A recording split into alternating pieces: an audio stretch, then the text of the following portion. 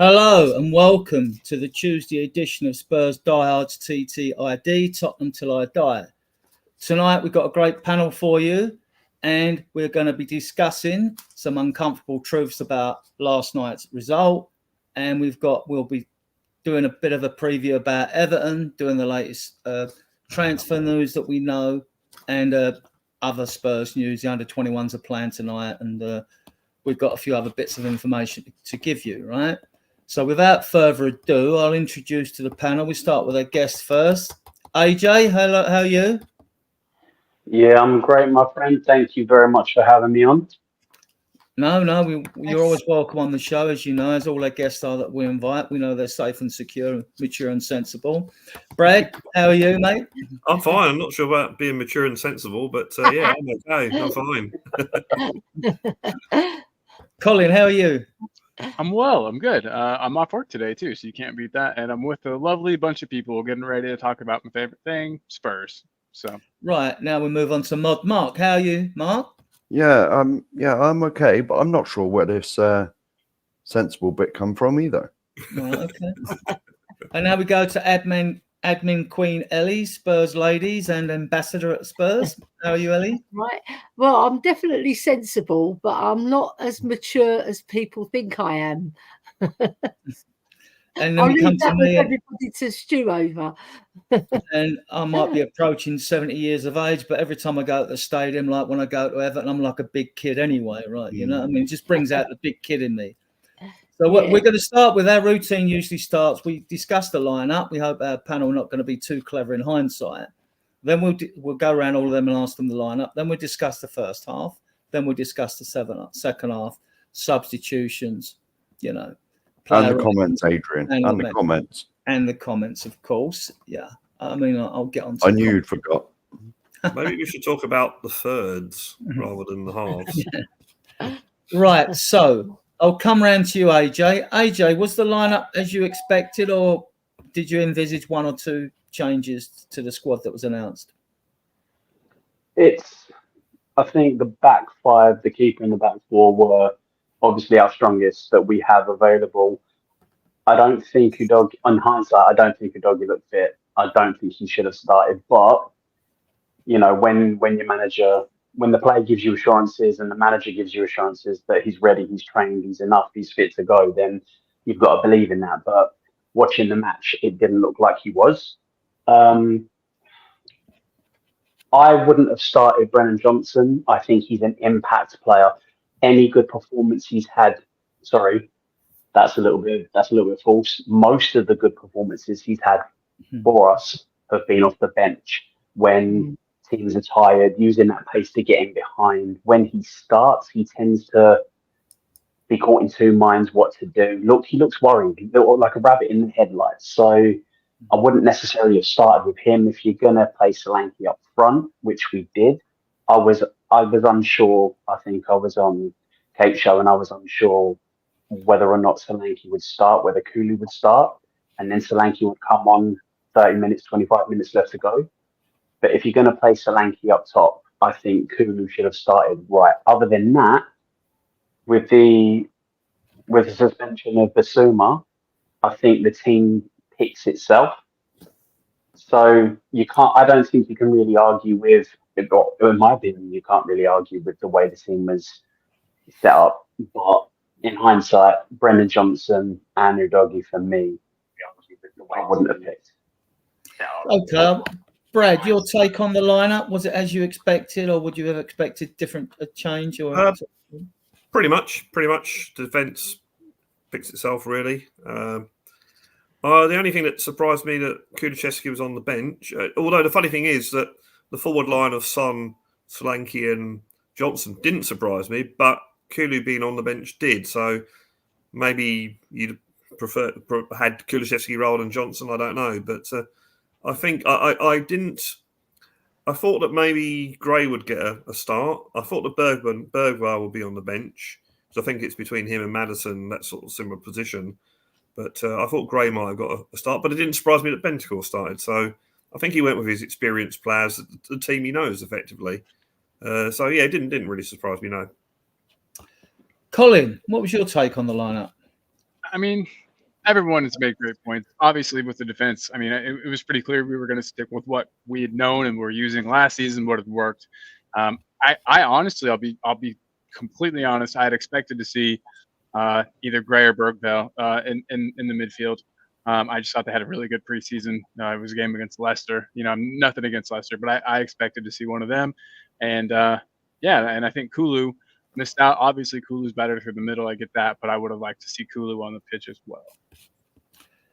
Phil, welcome to the show. We just started, and then we're just discussing the lineup only at the moment. Was the lineup as you expected, or would you have made a change or two yourself, or did you expect a change or two? Well, first of all, hello to everyone. How are we doing? Yeah, you got my message. The lineup itself, I weren't too surprised with, to be honest with you. Edoji, I agree with AJ. He didn't look fit, to be honest with you, and I think he was rushed back too early. But I mean, you do have to play your best team available, to get the positive result that you need. But yeah, in hindsight, I think maybe we should have just left him on the bench and played maybe Van der Ven there with Dragusin in the centre. But yeah, I mean, Bergvall I would have liked to have seen come on a little bit earlier, to be honest with you. I don't think Papa Sarr played well in that game. He did a lot of running, but it didn't really excite me with, when he was on the ball. That's all I really can say about the lineup, to be honest with you. Solanke played well. I thought he was a bit rusty in front of goal, but you're going to expect that in his first, getting used to the system and stuff. So I'm not going to be too harsh on Solanke. But I will. There's one player I will be harsh on, and that's Brennan Johnson. I don't think he's good enough for this club. I'm going to say it now. I think we can do a hell of a lot better than that. Right. Okay. You stole my thunder. You stole my thunder, Phil. Okay. We'll stick to the lineup. We'll come to the first half in a minute, and then we'll do the second half. We'll go around all of you in turn. Guest first, obviously. Mark, your take on the lineup, was it as you expected? Yes, apart from I thought Kulu would have got a game, seeing as he was our best player in pre-season. Everyone was saying it. And I echo what Phil said. Brennan Johnson, right now, I know one of the shows on here, I said, he's going to, but no, I give up with him. He's probably one of the worst players I've ever seen at Tottenham. And that's it. He's dreadful. He's not good enough. And that's the end of it. Like, if we want to go anywhere, if Ange survives, mind, we can get onto that later. But like, if we want to go anywhere, we got to get quality wingers. Both our wingers last night were absolutely dreadful. Now, I hate digging out Son, but Son's over the top now. I'm sorry. If Son is a good player, and I'll never criticize him, but he's 32 for God's sakes. If we're going to play Son, he cannot be out on the left, like to do all the running anymore. How many times did he take his man on last night? 0 was the answer, because I was keeping an eye on it. 0. Right. Yeah, exactly. What's your take on the lineup? Yeah, I was expecting Kulu to play over Johnson for sure. Come on, what's going on? He's played brilliant in the pre-season. He scored 2 blinders against a top opposition in Bayern Munich, and then he gets dropped to the bench. There must be some sort of strange reason why that happened, because I can't think of one, right? Because Brennan Johnson, I agree with Mark wholeheartedly, not good enough, and I agree with Phil, not good enough for us. He doesn't take on his player. As an impact sub, he's a lot better. I agree with AJ in that respect, but he's just not good enough. He gets his feet tangled, and he just doesn't offer enough. And then Werner comes on and he's even worse. And he's playing on the right, for God's sake. He usually plays on the left. He's worse on the left, actually. At least he done a little bit on the right. He was linking up Pele, but he never took on his man. The only one who took on his man was Kulu.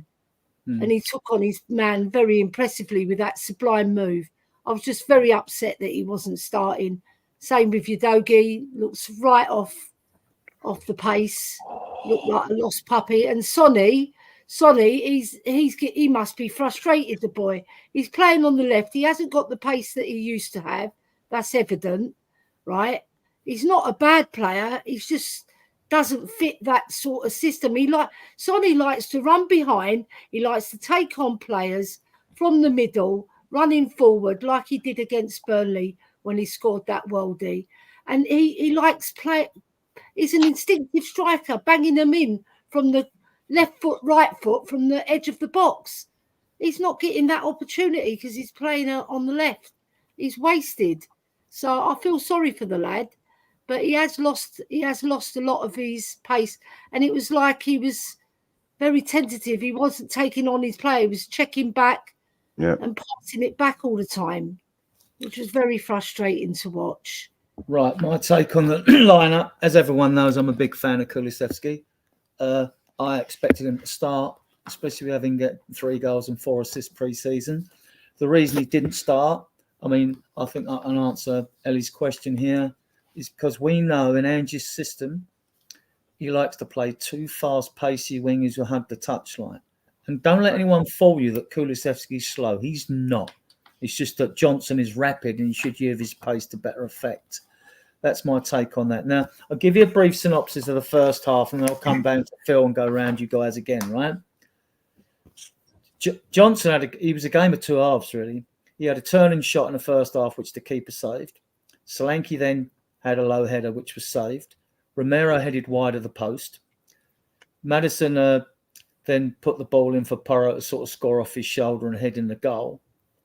And then Johnson went close from the Maddison pass because Maddison played quite well, actually. And then Solanke shot at the keeper that he saved it. And then Bentancur shot at the keeper that he saved, you know.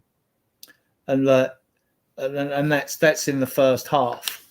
I mean, Phil, why is it we aren't putting it? Why weren't we clinical yesterday? Why do you think we weren't clinical? What's your take on the first half in general?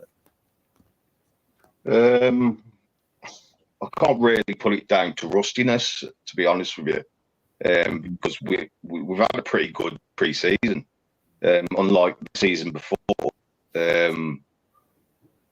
I can't put my finger on it, to be honest with you. I mean, Solanke, it's his first game. I thought he would probably hit the ground running in that game against Leicester. I thought he'd have a field day, to be honest with you. But maybe it's just, first game blues, do you know what I mean, for a new team. You know, it wasn't like... Let me give you my take, because I don't like to trip people up or trick them with questions. I'm not that sort of person. My theory behind the first half is when we're going to do pre-season, right, Ange will do all these double sessions with all the players, right, to get their fitness levels up. He said we'll benefit that when the season starts. That's fine. We didn't have fitness issues yesterday. But then you're giving players, when he's juggling the squad of the new players, you're getting half a game at a time. You've got your fitness levels up. But what I noticed yesterday, there was some sloppiness. The players lacked match sharpness. Udogie's been mentioned already. He needed some sloppy passing.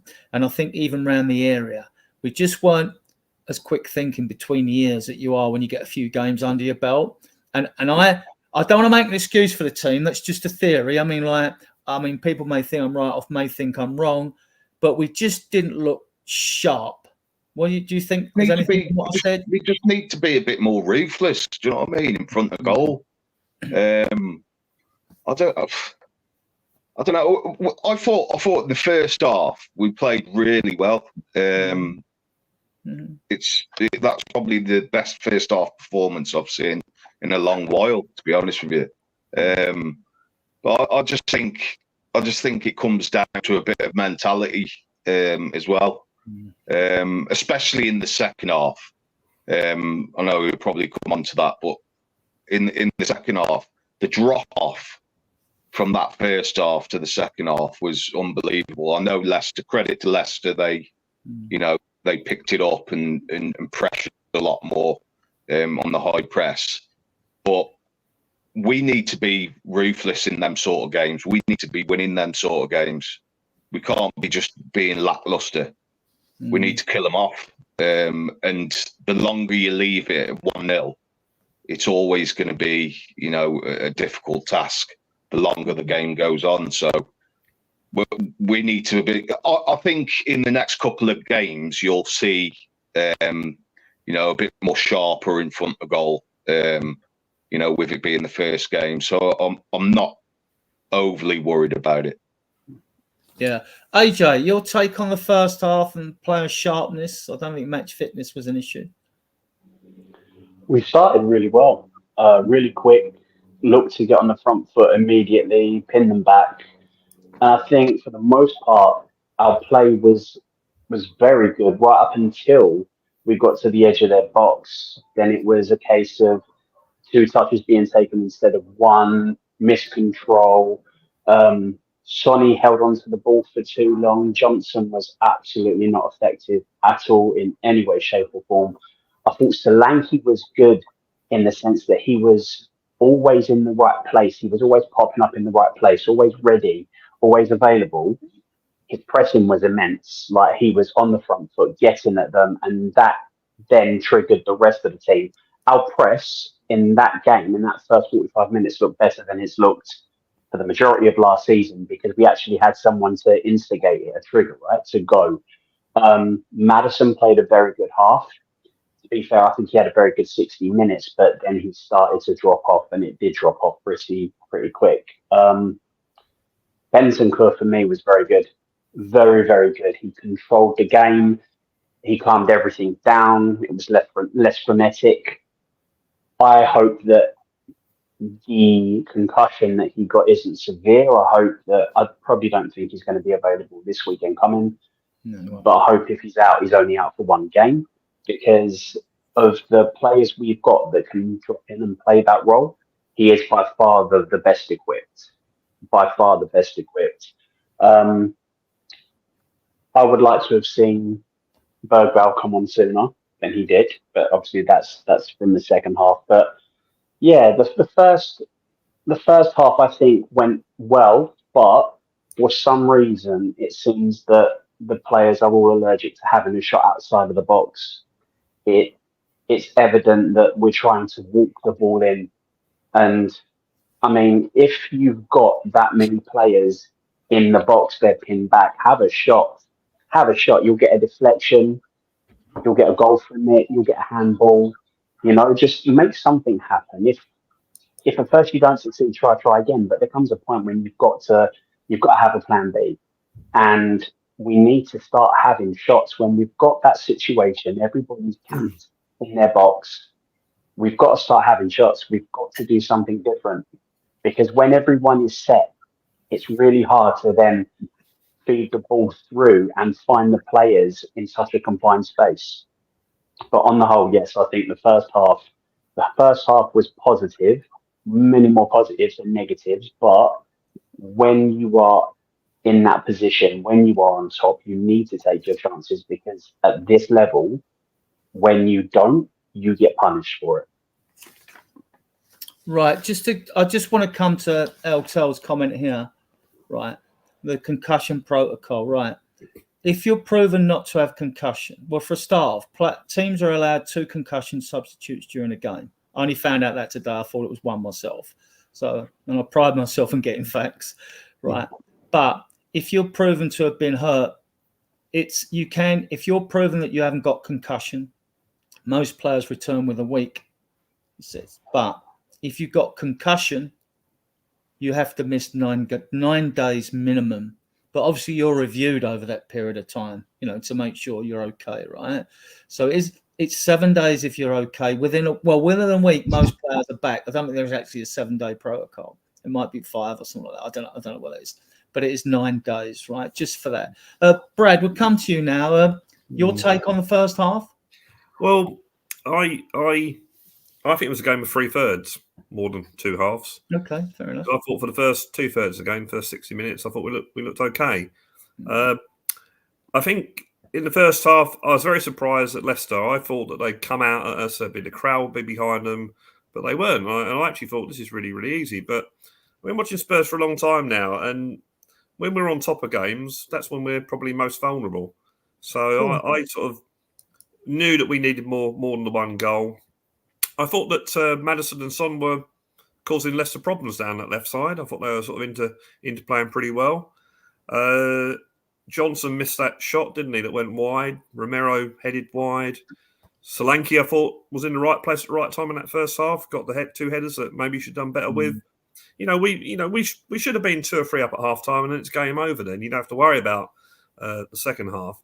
I thought that Porro's goal was excellent. I thought that credit to Leicester's defending when we got the ball to the byline and put it across. They defended pretty well, actually. They managed to get their foot in quite a lot there. So I think we mustn't take anything away from them in that. But I made the comment at half time on WhatsApp groups and that now, as Phil said earlier, we've got to be ruthless. This is the difference. This is what we have to do to get to that top half, that top 3 places. Can you imagine Arsenal, Liverpool, or Man City letting Leicester off the hook yesterday? I don't think they would have. They would have battered them. And to be fair, we used to do that under Pochettino in the 2017 season. I remember we won a lot of games, 4 or 5, or maybe not 5-0, but 3 or 4-0, because we got on top of teams. We had the high press; they couldn't escape, and we scored the goals. So I thought the first half, we looked comfortable, but you just knew at half time that we need to be ruthless. And I said the first 20 minutes. Well, I think for the first 15 minutes, I think Bentancur had a shot that was saved. Solanke had an excellent chance that maybe in games to come he'll put away. As soon as those goals go in, that's it. You win the game. I just knew that if you gave Leicester a sniff, that the crowd that had been really, really quiet. I mean, Leicester normally quite loud. I knew that if they got a sniff and got the goal, then suddenly the crowd would get involved and they'd get on top of us. And that proved, I know we're going to talk about the second half, but that proved to be the case until tragically, well, not tragically, but until horribly, Bentancur injured. And that sort of took the momentum, that took out the wind out of Leicester's sails and possibly saved us, really. But the first half, I thought we looked very comfortable. It surprised me how easy it was, but I just knew in the back of my mind that we have got to score another goal to win this game, which we should have done. There's no reason why we shouldn't have won that game 4 or 5-0, really. We wouldn't be sitting here miserable, and but that's what happens. I think, Brad, I think even an extra goal would have killed that game off. Yeah. It didn't need to be 3-0. 2-0 would have been off that game. And also the other thing. Sorry, Phil. The other thing was that we're all talking about we're too pretty when we play our football. It's still like after you sir. No, you have a shot. No, you have a shot. We all try and walk it in, and I think when you saw Ange's press conference after, or his interview afterwards on Sky, you could tell he wasn't happy. So maybe they're just not doing what he's telling them to do. And the other thing I noticed, that when you get a team like Leicester or any team that puts that low block on you, the one thing you need is something different. And you need the players that will get that ball, and rather than try and pass it away and look for that weakness, get the ball, take a few players on, because that takes them out of the game. That creates the space. We haven't got players that do that at the moment. Maybe this Alberto or Dirt or whatever his name is, maybe he might be able to do that, although from what I hear, he's more of a wide player. But we certainly need a player that can just get on that ball. And this is something that Paul Gascoigne used to do so well. Just get on the ball and then take players on. We need that sort of player. I think Bergvall did that when he come on. He's got that possibility of being able to do that for sure. Yeah, he was trying to unlock things, wasn't he? Yeah, when he dribbled back and got a roasting off. I must admit, my God. I don't blame Vicario. Crazy. Don't blame Vicario 1 minute for that, because I'm watching it going, What are you doing? Yeah. He's driven What are it. you doing? He's giving it all the hand action. He was like he's going to punch his lights out. Oh, can I Colin, you hear us? It's Colin. can also make the comment that I'm not proud of this, and I wish I had been wrong, but myself and Kate from Just a Girl Who Loves Spurs are the only people that I've seen anyway that predicted the draw. In fact, I actually predicted 1-1. Right. Is Colin here, or has he gone to pick his wife up? I think he's got to pick his wife up. Okay. I think Mark, your take on the first half? Well, to be honest, well, the way we started, we was on fire. Absolutely on fire. Like the first, I couldn't believe it. But it's like Jamie Vardy said at the end of the game in his like man of the match interview. He said, "We gave Tottenham too much respect." You know, and they did. To be honest, because as soon as they start, well, I know we're going on the second half in a minute, but like as soon as they started like sticking their foot in, and that suddenly they were all over us, and it was, but the first half, you couldn't have asked much. Well, you could have asked for another goal, because I agree with Brad. Like 2-0, that would have been game over. But 1-0 is a dangerous scoreline. They only got to get one lucky one. All right, it wasn't a lucky one they got, but they only got to get one bouncing off someone's backside, and they're back in the game. And suddenly the crowd are up. I was surprised with their crowd, to be honest, because I was expecting it to be like, like it was at Ipswich for Liverpool's game. The Ipswich crowd were fantastic. Yeah. But well, to be honest, like Tottenham sort of silenced their crowd by the way we played in the first half. It's like I said, like during the first half, there was only going to be one winner. And because I was thinking, like I put 3-1 in the predictions to us, and I was thinking, if I sort of done us down a bit, I thought this could be like 4, 5, 6. God knows how many, but obviously it didn't turn out like that. Ellie, your take on the first half and the chances we missed? Yeah, it was a lot. We had 9 corners, by the way, 9 corners. Yeah. 60% possession. There was a lot of good movement. There was a lot of good passing. There was a lot of interaction. There's a lot of darting here, darting there, making space. Not enough targets men to hit, really, because Solanke's the only one in the middle. We needed another one in there, I think. Maybe we should have paid Richarlison as well. It was a double up. Maybe lost Sonny, because Sonny didn't offer much. Even though he was busy, he didn't offer much. And there was a lot of faffing about, too much passing. It reminded me of when Arsenal used to pass the ball too many times. And I was thinking, get the ball in there, get the ball in there, get the ball in there. When you're willing somebody to shoot from the outside the box and score a worldie to get everybody on their feet as well. We're not doing that. We're just walking the ball in. It's like we have to 6 or 7 or 8 yards out to score a goal.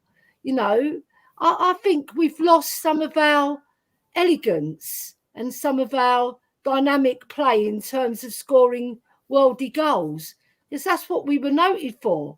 We're bangers, aren't we? We bang them in, but we're not doing that. I did notice there was a lot of this side to side stuff again. Yeah, it's like very frustrating. It hasn't changed from last year. There was all that side to side nonsense last year.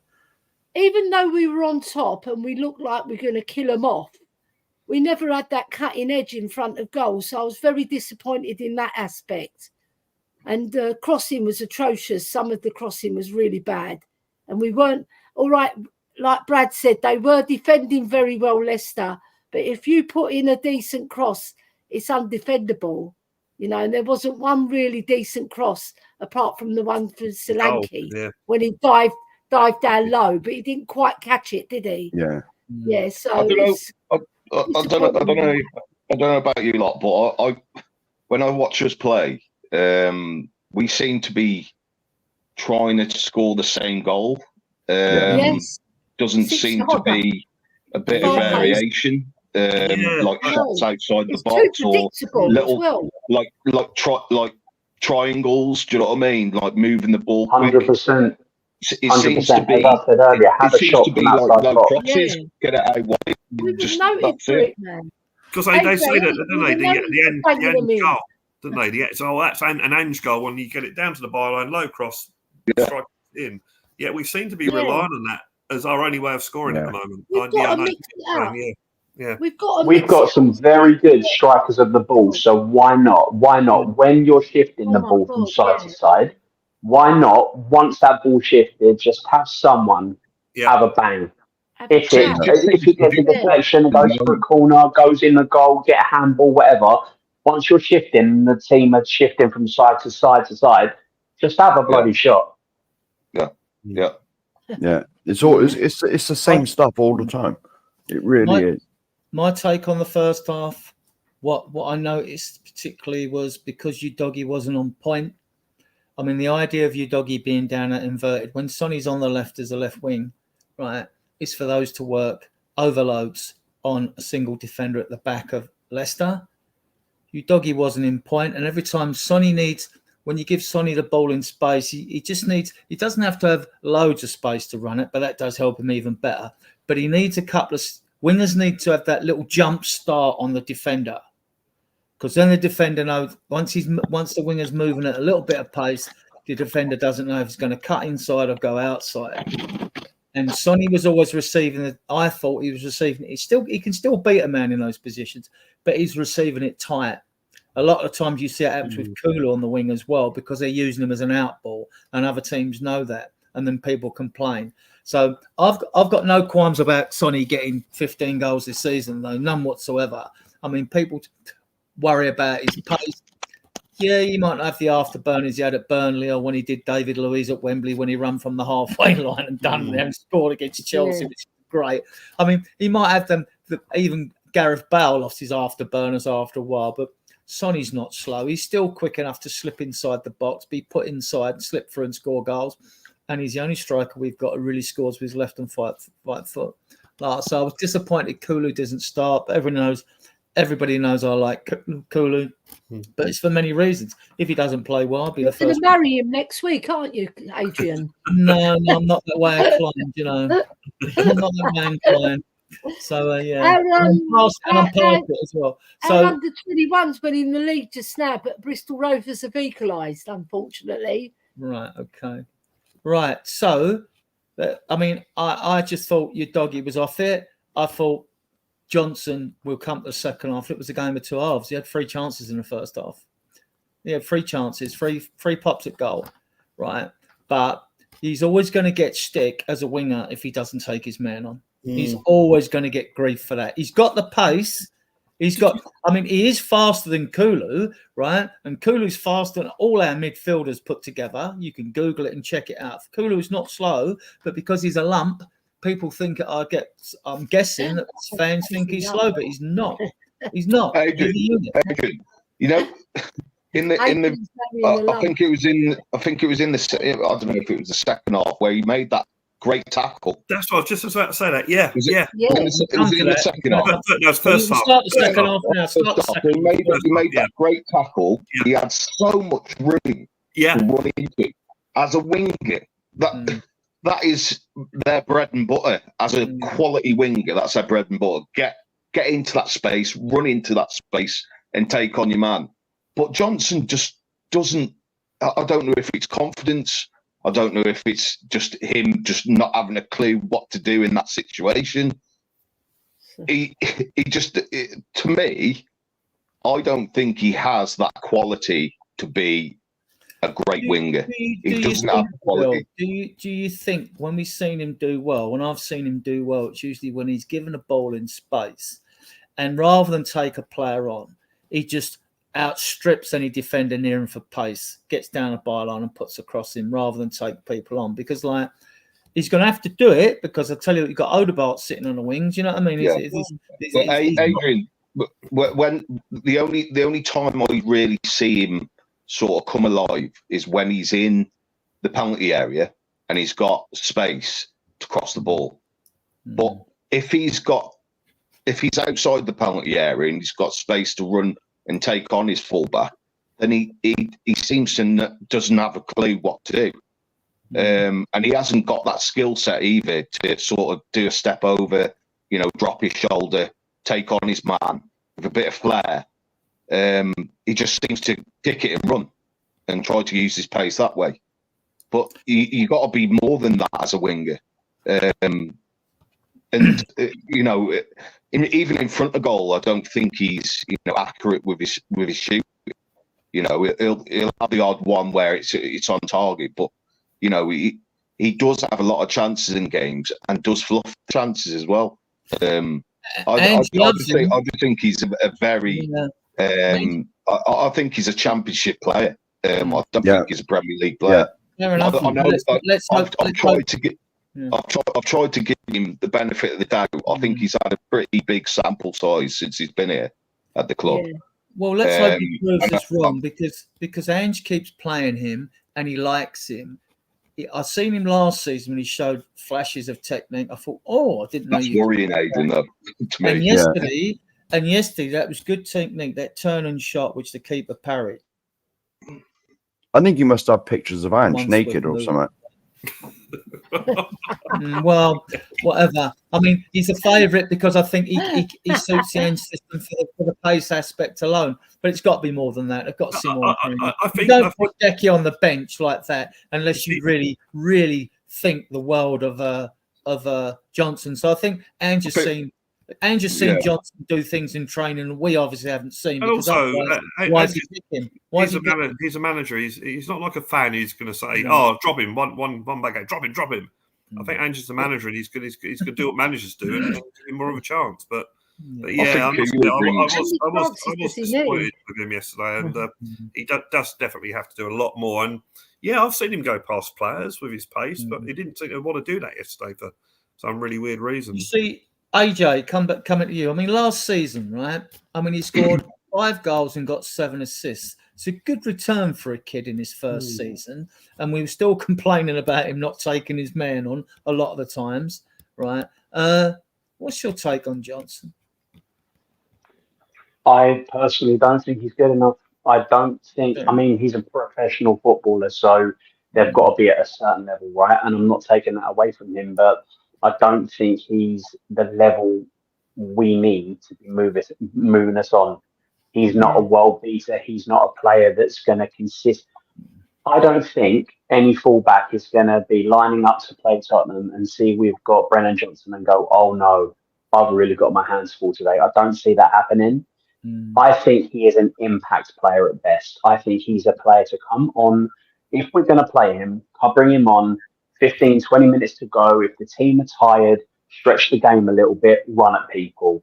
You said it. I think you said it, Adrian. He's somebody that likes to run in behind. I've not seen him actually dribble past a player for a very, very long time. It's always the ball comes in, down the channel, bang, he's on it. He's ahead of the man. The man's never getting back at him. If he does, he's going to bring him down, and that's the way he plays. If we're going to play with 2 out-and-out wingers, they need to be capable of taking their man on and terrifying the fullback. And that just doesn't happen, not only with Brennan Johnson, but it doesn't happen with anybody we currently have. Yeah, I mean, my take on Johnson, I'll come to you, Mark, in a minute. My take on Johnson is that I don't believe he would have got as many games last season. We had 22 injuries last season. He came in, it was a lot of money to pay for a player who wasn't oven ready. I'd watched him before he came in like I do other players, and I was like, not sure. But then I don't see all the stats and go through all the details that others do. I'm not really a stats person. I'm more eye test. I go to stats if I'm not sure after, not before.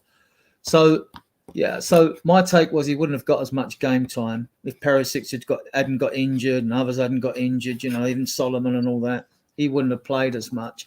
My argument was you're bringing a player in who isn't oven ready. But they obviously thought he was oven ready. I mean, to bring him in for that sort of money. Mark, your take on Johnson? No, I don't know how many shows I've been on. I've been here defending him. I've always said there's a player in there. I rate him. He's going to be good. But after last night, no, I give up now. Honestly, he never took his player on once. A bit like Sonny on the other side. And I agree with what AJ said. He's just not good enough. And I'm one of the ones that defended him. And I really have defended him. because I rated him. Yeah, that's it there. That is it there. Johnson is about skill. We don't have any. Yeah, that's exactly it. He's not good enough. Yeah, You're a fan of Johnson? He's not getting much of a loving, is he? No, and I'm going to add to the non-loving because he's technically inept. He just hasn't got the ball skills to get past the player. He's got speed. I'll give him that. But take that away from him. What else does he offer? He's not a very good crosser of the ball. He can score goals, tap-ins, but who can't? Because we're putting them across there. Anybody can tap it in, right? So I just don't rate him. I don't think he's at the level. He's no Gareth Bale, put it that way. Yeah. He's not many people are. Ellie. No, he's not even at the level of. I can't think of a worse winger we've had. I think he's our worst winger. I suppose Werner competes with him on the other side. I don't know. Yeah, I just don't rate him because he hasn't got the skill set that I'm looking for in a winger. No, That you can run at a man, dribble, beat a man, get a good cross across. Usain Bolt was quick. Yeah, two of a winger. Usain Bolt was quick, but he couldn't play football either. I agree with all of you. He's not good enough. No. Well, I was very disappointed in his performance last night and also some of the pre-season, but I tend to have a rule which I stick with, and that's with managers and players or new players. I give them 2 seasons, and at the end of the second season, I'll make a judgment on him. So I'm not writing him off just yet. Is he in our first 11? If you pick your best 11, probably not at the moment. Yeah. But I'm not going to write him off at this stage, and who knows? He might turn out to be a hero in maybe the Europa League or something. So that's fair, to be honest. Yeah. That's fair. That's fair, I think. Yeah, look, the difference. My attitude with Johnson, I'm the same. I'm not going to throw him under the bus. While players at the club, I will support them, same as I do with managers in the past that I didn't like. Same with players I didn't like in the past. I'm sure we all have, right? Yeah. Bill, let's talk about the second half. What went wrong? A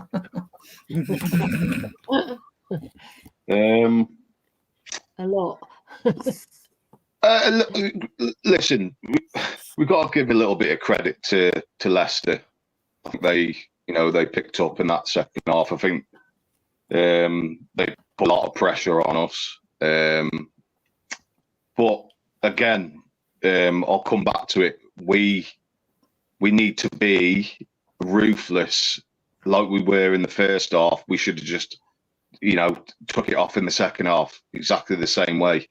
And I think because it was at 1-0 and it was at half time, I think the players knew that Leicester were going to come onto them and have a sort of a better performance in that second half. And I believe it's a mentality shift, to be honest with you, with these players. And I think it's been a massive problem for years at this club. I mean, we obviously in the first half we should have killed the game off, and we wouldn't be talking about this second half. But I think you got to give credit to Leicester to summarise it. But we need to sort of bring that into the second half exactly the same as the first half. I don't know why it sort of shifted. Why we have that mentality where we just drop our performance. I can't put my finger on it. But I want us to start being ruthless, start being like clubs like Arsenal, like Man City, to try and kill games off early. And if we don't kill it off early, go into the second half and try and kill it off then. But we just don't seem to do that. It's worrying from a mentality point of view with players. So AJ, the goal. Are we going to give Romero the whole blame for the goal? There was 3 blue shirts around and 1 behind him where Porro running late on the far post, 2 in front. And I thought one of their defenders on the left could have been more central. But I'm not going to forgive Moreira if he made a mistake. But I just think we were just awful defending that. Awful. First of all, I don't agree with the narrative that the second Leicester put pressure on us, we folded and we were easy to get through. I think it was a mixture of Leicester thinking actually we're at home. We need to up our tempo. We need to get in the game. And I think it was complacency on Tottenham's behalf. We absolutely walked that first half. If it had been 8-0, nobody would have gone, oh, this is we weren't expecting this. We created so many opportunities. It could have been a cricket score. We didn't take our opportunities. We played them off the park. The stats, all of the stats for those that love stats, back that up. I think we came out, we started really well in the second half again. The players thought, oh, more of the same. We could do this all day. Then Leicester got hold of the ball and they started playing. AJ, And do you think that, sorry to interrupt, but do you think because it was that easy in the first half and we were just coasting and sort of, should have killed the game off? Do you think we got a bit we complacent. thought it would be exactly the same in the second half? 100%. We could just keep that same energy, coasting through the game and just nick that extra goal that we need. Absolutely. And that's exactly it. That's exactly it. It was a case of we started the second half how we started the first half, how we ended the first half. And then Leicester literally, the penny drop, they needed to get into the game. And people have to understand, this is a little thing about football. It doesn't matter whether you're Tottenham Hotspur. It doesn't matter whether you're Manchester United, Manchester City, Liverpool, Arsenal. Every Premier League team has had games where they are absolutely pummeling their opponents into oblivion and they walk off the pitch, they've drawn or they've lost because the team's sitting and something happens. They don't take their chances and they concede a goal. It happens to everyone. This is not new to Tottenham Hotspur. It isn't solely Tottenham's problem, okay? It's a mixture of things in the big wide world of football. It happens. The goal, it's a mixture between Porro and Romero. I would say more of the blame lies with Romero. The issue I have with it, players make mistakes, right? Goalkeepers, defenders, strikers, midfielders, it doesn't matter. Everyone makes mistakes. It's what you do about it. What annoyed me was Bergvall, who I think as a keeper, if you're a leading figure in the team, if you're a player that wants what's best and you see something go wrong, you are going to get on someone's back. You're going to get in their face. You're going to make sure they understand it doesn't happen again. And I get that. And Bergvall took a risk and he got caught out and we could have conceded. We didn't. We could have. I think the keeper's absolutely right. And people go, oh, he's only 18, but he's on the pitch. He's a man. He's on the pitch. He's representing the club. He's in that position. He needs to be able to accept that. But what I want to see is the same energy towards Porro and Romero, because we actually conceded because of their mistake. That same thing needs to happen. The same energy needs to go around the team, not just because he's an 18-year-old kid. The same energy needs to go throughout the team. If you make a mistake, get on their backs, make sure they understand it doesn't happen again, but don't pick and choose who that happens to. Can I just make a quick point? Yeah, sorry, Adrian, before we move on to someone else. Just, I know Ange gets criticised for his tactics, and I have done that myself. At points in the season and last season. But last night it wasn't to do with Ange's tactics. Last night it was to do with the players. 100%, mate. 100%. We could see the system worked in the first half. We absolutely battered them. We just did not have the quality in the wide areas to kill them off. And yeah, I just wanted to bring that up because he gets criticised a lot for his tactics, and it wasn't the case last night. Completely agree, mate. Brad, the goal, right? No, we'll come around to the goal again because Romero's in there. You've got VDV is probably a bit too far to the left, and you've got Porro there. Romero's like World Cup winner, Copa America winner, fantastic centre half. Don't get me wrong, our defenders at any time during the season are going to make mistakes that lead to goals. You wouldn't concede goals otherwise unless it's a goalkeeping error. But what about a bit of leadership? Why aren't the centre back shouting, and why isn't Vicario shouting? He was the difference with Vicario when he first came in at Brentford and all that. He was nervous. Once he settled in, he was shouting a bit. Shouting at Bergvall, no issue with that at all, because that can be just like adrenaline coming out once you've made the save and you're angry and all that combination. It's not personal, and he's not being personal. He's bollocking the player because he's fucked up, basically, right? So what about this? There should be someone with the responsibility, and it includes the goalkeeper's got to be one of them. One of them central defenders has got to be there, marshalling, pointing to his defenders. Well, first of all, Vardy's goal was scored in the 57th minute. So that sort of, virtually agrees with my narrative that it was a game of 3/3. And for the first 60 minutes, I thought we looked very comfortable. Admittedly, I agree with what AJ was saying at the second half. You at that stage 1-0, you have to win that game in the first 20 minutes. You have to go out there and be ruthless and win the game in the first 20 minutes of the second half. And for a while, it looked like we were going to do that. Solanke had that shot, which he didn't score, and I think Bergvall had one. And we look comfortable. The one thing you know is going to happen, and I'll get into this goal, the one thing you know is going to happen is left to score, suddenly their crowd wake up. And I think David Clark in the comments put it that we always seem to collapse when this sort of thing happens. And we didn't put the second goal in. And then when Leicester had that attack, the other thing that, and I think Gary Neville said this on Sky Sports last night, is that if you're Romero, you're thinking, well, who's the one player in that Leicester team that can score against us? Vardy. That's the one player. So you make sure you're the top central defender in that team. You make sure that you get Vardy when you're on. You know where Vardy is virtually every minute of the game. Yet when that cross came over, he had no idea. So I do blame Romero. Porro's got a bit to blame as well because he wasn't there either. But I think with that goal, that was the reason we considered that goal. But also with that goal, it shouldn't be. And I'm agreeing with Phil on this one. It should be a consolation goal. You're gonna let goals in. You're gonna defend poorly, but it should be a consolation goal. That should be one goal in a 2-1, 3-1, 4-1 win. It just so happens that we hadn't put them to bed. We hadn't put the game to bed. They score, and then suddenly at 1-1, the crowd get into it. Tottenham do what Tottenham do, and they seem to suddenly panic and suddenly lose all their composure.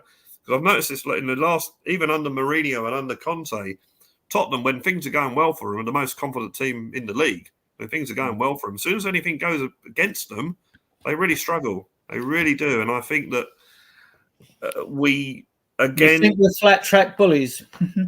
Well, yeah, I think we are. And we should have been... Well, I'm sort of contradicting myself there because we should have been flat track bullies last night, but we weren't. But I think when things start going wrong for us, we seem to struggle. And I think that we were helped, and that's probably the wrong word to use. When Bentancur went down injured, terrible thing. I hope he's okay. I really do. I remember what happened to Ryan Mason. That ended his career. So I really, really hope he's okay. He was walking to the bus after. Yeah. So I think from what I've read, but that took the wind out of Leicester's sails because we looked very dodgy then. Vardy had a really good chance to score to make it 2-1, and Vicario pulled off a really good save. But when that injury happened, that took the wind out of their sails. We brought on the young players, and we should from that moment on, we're okay now. We can start again. Should have gone back to and should have still won the game from there, but we didn't. Richarlison had that header right at the end. He glances it goes in. But hey, look, we've had our share of last minute wins. It's not going to happen every game, but I think the defending for that goal was poor. But it shouldn't have to matter in a game like that. If you're playing Man City or Arsenal, whoever it might be, and it's 0-0 and in the last minute you can see that, then it means something. But in that game against Leicester, that poor defending shouldn't have mattered. It should have been a consolation goal for Leicester at best. But and as for I totally agree with what AJ was saying about Bergvall. I like Bergvall. I think he's a really good player, and hopefully he'll go on to be a top player for Spurs. But when he got that ball, when he started dribbling it back towards his own goal line, I'm watching it on TV going, what are you doing? And it almost, led to a goal. And then Vicario quite rightly And that's how Vicario does it. He's like that. He's very animated. And, Bergvall, he's 18, but he's also a professional footballer. He's playing a professional footballer in the best league in the world, probably the most competitive league in the world. So he's got to, stand up, but he's got to expect that sort of thing. And to be fair to the lad, it didn't seem to affect his game. I think he took it on board. And I think the spirit of the Tottenham team is probably pretty good, that after the game, they'll all be friends and they'll all be okay. And, that'll be the end of it sort of thing. But, I thought go back to the defending, it was poor, but it shouldn't have mattered. Mark, they scored, and for some reason, this shouldn't happen. We lost our composure, didn't we? Well, I am firmly in your camp, what you've been saying. For the past, Lord knows how many shows I've been on, you've been saying we got no aggression in the midfield. We desperately miss that because after the game, Jamie Vardy did his man of the match or player of the match, whatever they want to call it. You're not allowed to say man of the match anymore, but it is a little interview, and they were saying about the first half and the second half, and they were saying, did you give Tottenham too much credit or praise, or did you and he was like, well, yeah, as soon as they started sticking their foot in and made it competitive, they were all over us. I honestly thought we were going to lose. I was hiding behind the sofa. It was dreadful. With a pillow. Absolutely dreadful. And I'm firmly in your camp now. We have no aggression in the midfield. So someone to say, look, what the fuck's going on here? Pull your fingers out. We need a player like Graham Roberts in that midfield. Because he wouldn't have had none of that last night. As soon as they started running all over us. If you play Dragusin at the back, you could play Romero as it depends on your perception of what you'd want as a number 6. And no, but 5 goals last year, As soon as they scored, we just completely collapsed. All right, a lot of it, I still blame the system because I don't like this suicide football, all this inverted wing, inverted bloody full-back nonsense. Stop that immediately. Fine. You might not like the system. That the system had nothing to do with the game yesterday. The system had nothing to do with the goal we conceded. No. And in a lot of the games last season, when people were harping on about the system, a lot of times when things go wrong with Spurs, we draw or lose. Fans are clutching at straws and they're desperate for solutions. They talk about the captains, not enough leaders. No, it's aggression, and it's not just the aggression. You need that aggression, Mark, but you also need someone who can put their foot on the ball with a bit of composure when things aren't going well. Bergvall does it. But I mean, and going back to as well, yeah. Another thing I noticed, Sarr, I think, was the worst player on the pitch. Yeah, he was absolutely awful. I thought Doggy was poor. Sarr was poor. I thought Bentancur was good before he went off, and I criticise him. So maybe we were watching it differently because sometimes you can deceive yourself, especially if you like a player. And I do like Bentancur, right? So you can deceive yourself that way, right? But Ellie, your take on the second half, and then we'll discuss substitute. It was a bit of a calamity, especially the goal, because we gave Leicester the impetus and they just took it with both feet and they drove at us and they were giving us problems. And when Vardy scored, it wasn't no surprise.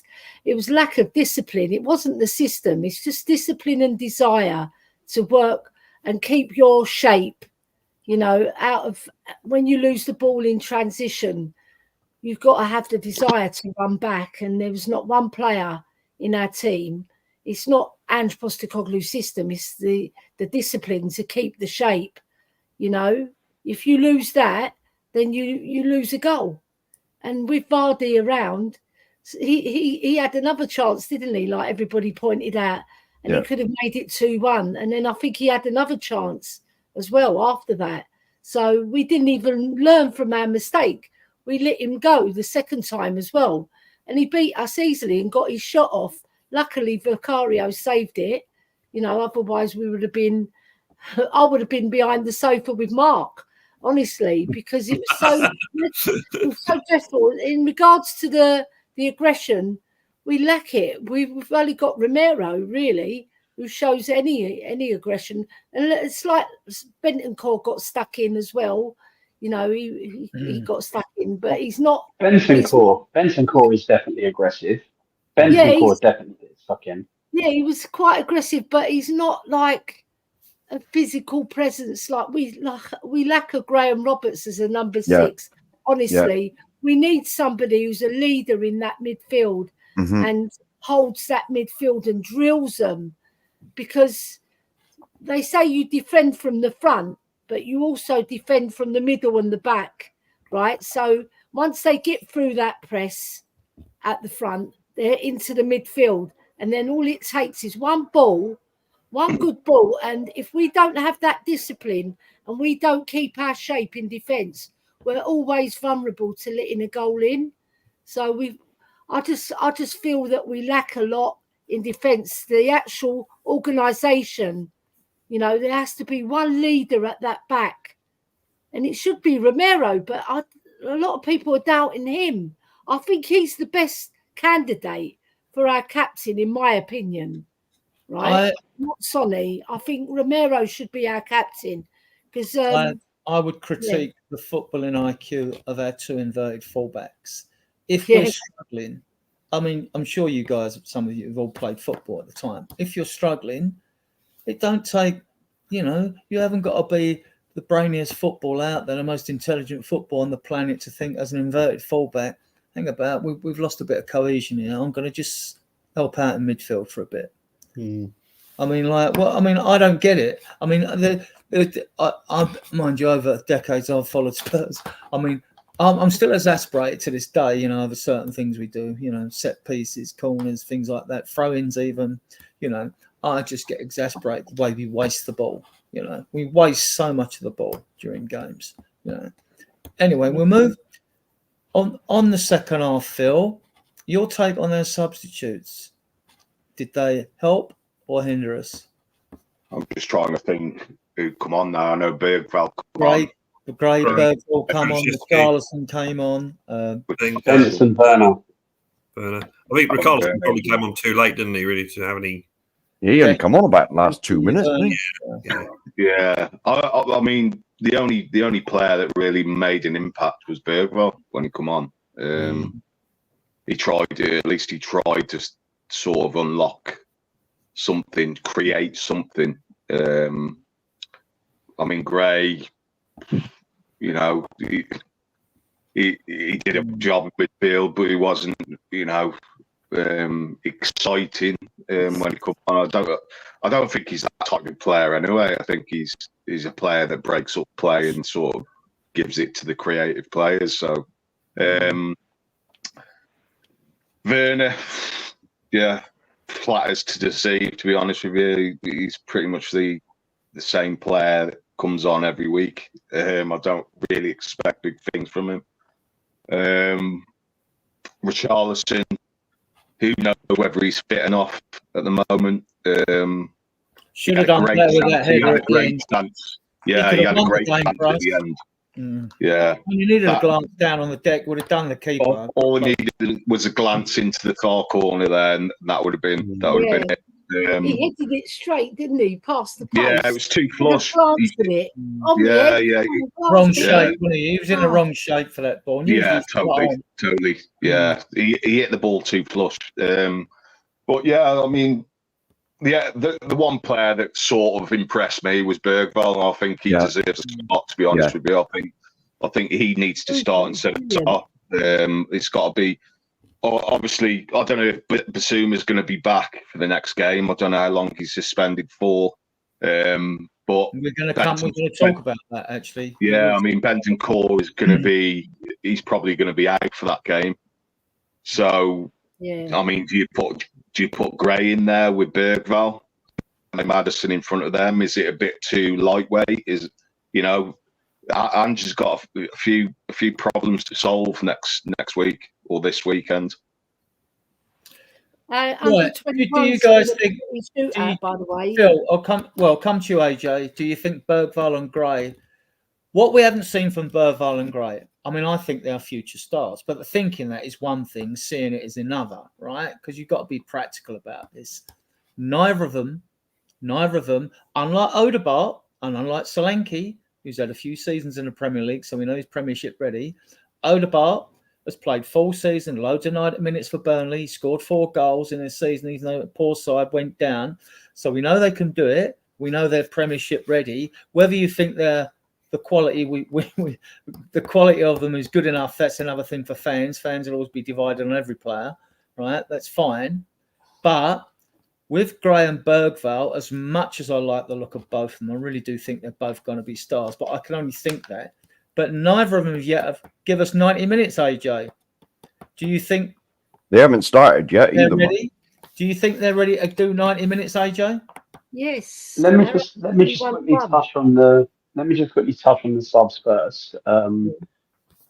Richarlison didn't get long enough. Werner, I mean, you could have copy and pasted Johnson, Son. They were all 3 of them terrible, so it didn't matter who we had on the wings. Bergvall was exceptional, I think, when he came on, with the exception of dribbling the ball back and Vicario blasted him. I think he, again, grabbed hold of the ball, tried to make everything happen. He wanted the ball in the middle on the left. He was popping up everywhere. He was looking to dribble the ball past people, play the ball in behind. He dictated play as soon as he got on. He wanted the ball all the time. I think he is a quality player, an absolute gem. Gray was okay. He didn't really do much. He didn't really do much wrong either.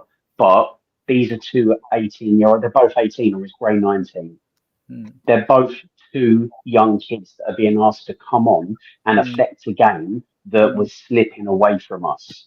For whatever reason, whether it was because Leicester put their foot on the gas or we became complacent, 2 young kids being asked to come on and change the game because we have not done our business in the transfer market properly. We haven't signed people that can come in, that have been there, seen it, done it, that are ready to go and dictate the play. So we're relying on these 2 young kids. Can they last 90 minutes? We haven't seen it, have we? In pre-season, it was 45 minutes here and there. I think if either one of them are going to make it first, it's going to be Bergvall. He just seems so calm.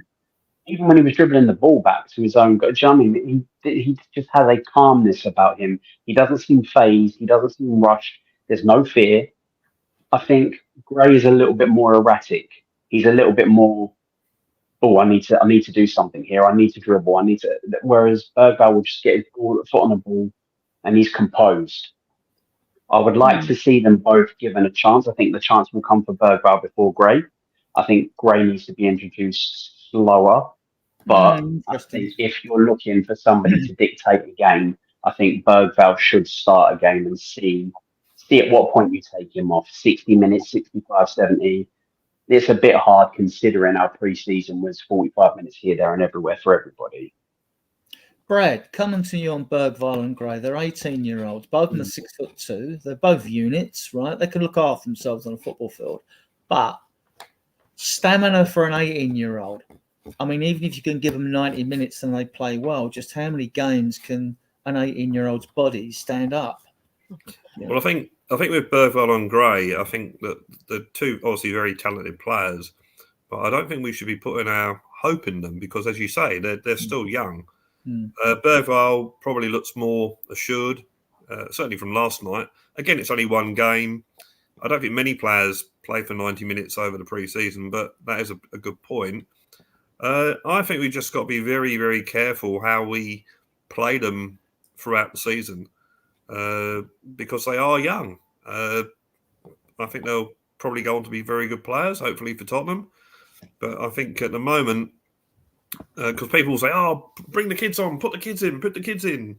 Yeah, Mikey Moore, what a great player, put him in. But you can't do that. It doesn't work that way, unfortunately. It'd be nice to, but it doesn't work that way. And yeah, you're right. You know, we've got to, gradually get them involved in Premiership football and that sort of thing. And they'll get their chances. We got the League Cup, we've got the FA Cup, we've got the Europa League, so they'll get their chances. But with Bergvall though, all right, he hasn't played against Premiership teams, but in both of his second halves against Bayern Munich, he looked good. He does. He looks very quality opposition, right? Gray, however, The first game against Bayern, he got bullied. Second game, he held his own. He mixed it with him. He held his own. But the first game, he got bullied. He couldn't hack the press, basically, right, Gray, in that game, that first game against He'll Bayern. learn from that, Adrian. He'll learn from that. Yeah. Yeah. I mean, look. I love the players, but we're doing a critique. We're doing a justified critique on. I don't think we really know what his best position is for the team at the moment. With Bergvall, we do. We know what sort of player he is. But with Gray, I think we're still trying to find out where he's going to be best suited in this team. I personally thought he might go on to be our number 6 or the number 6. I think there's hope that it'll be number 6. I think at the moment, with when Sarr doesn't play well, he's box to box. I think Gray's penciled in for that number 6. And although AJ thought he might not play before Bergvall, I think there's a chance Gray might start against Everton. If Sarr, or definitely come on if Sarr doesn't shape up, because we'll come to that. Mark, your take. You've been highly critical of youngsters, justified criticism, I might add. But I mean, are you seeing more in these players, Graham Bergvall, than you had before, or are you softening or hardening? No. Hang on. Bit rude. Well, yeah.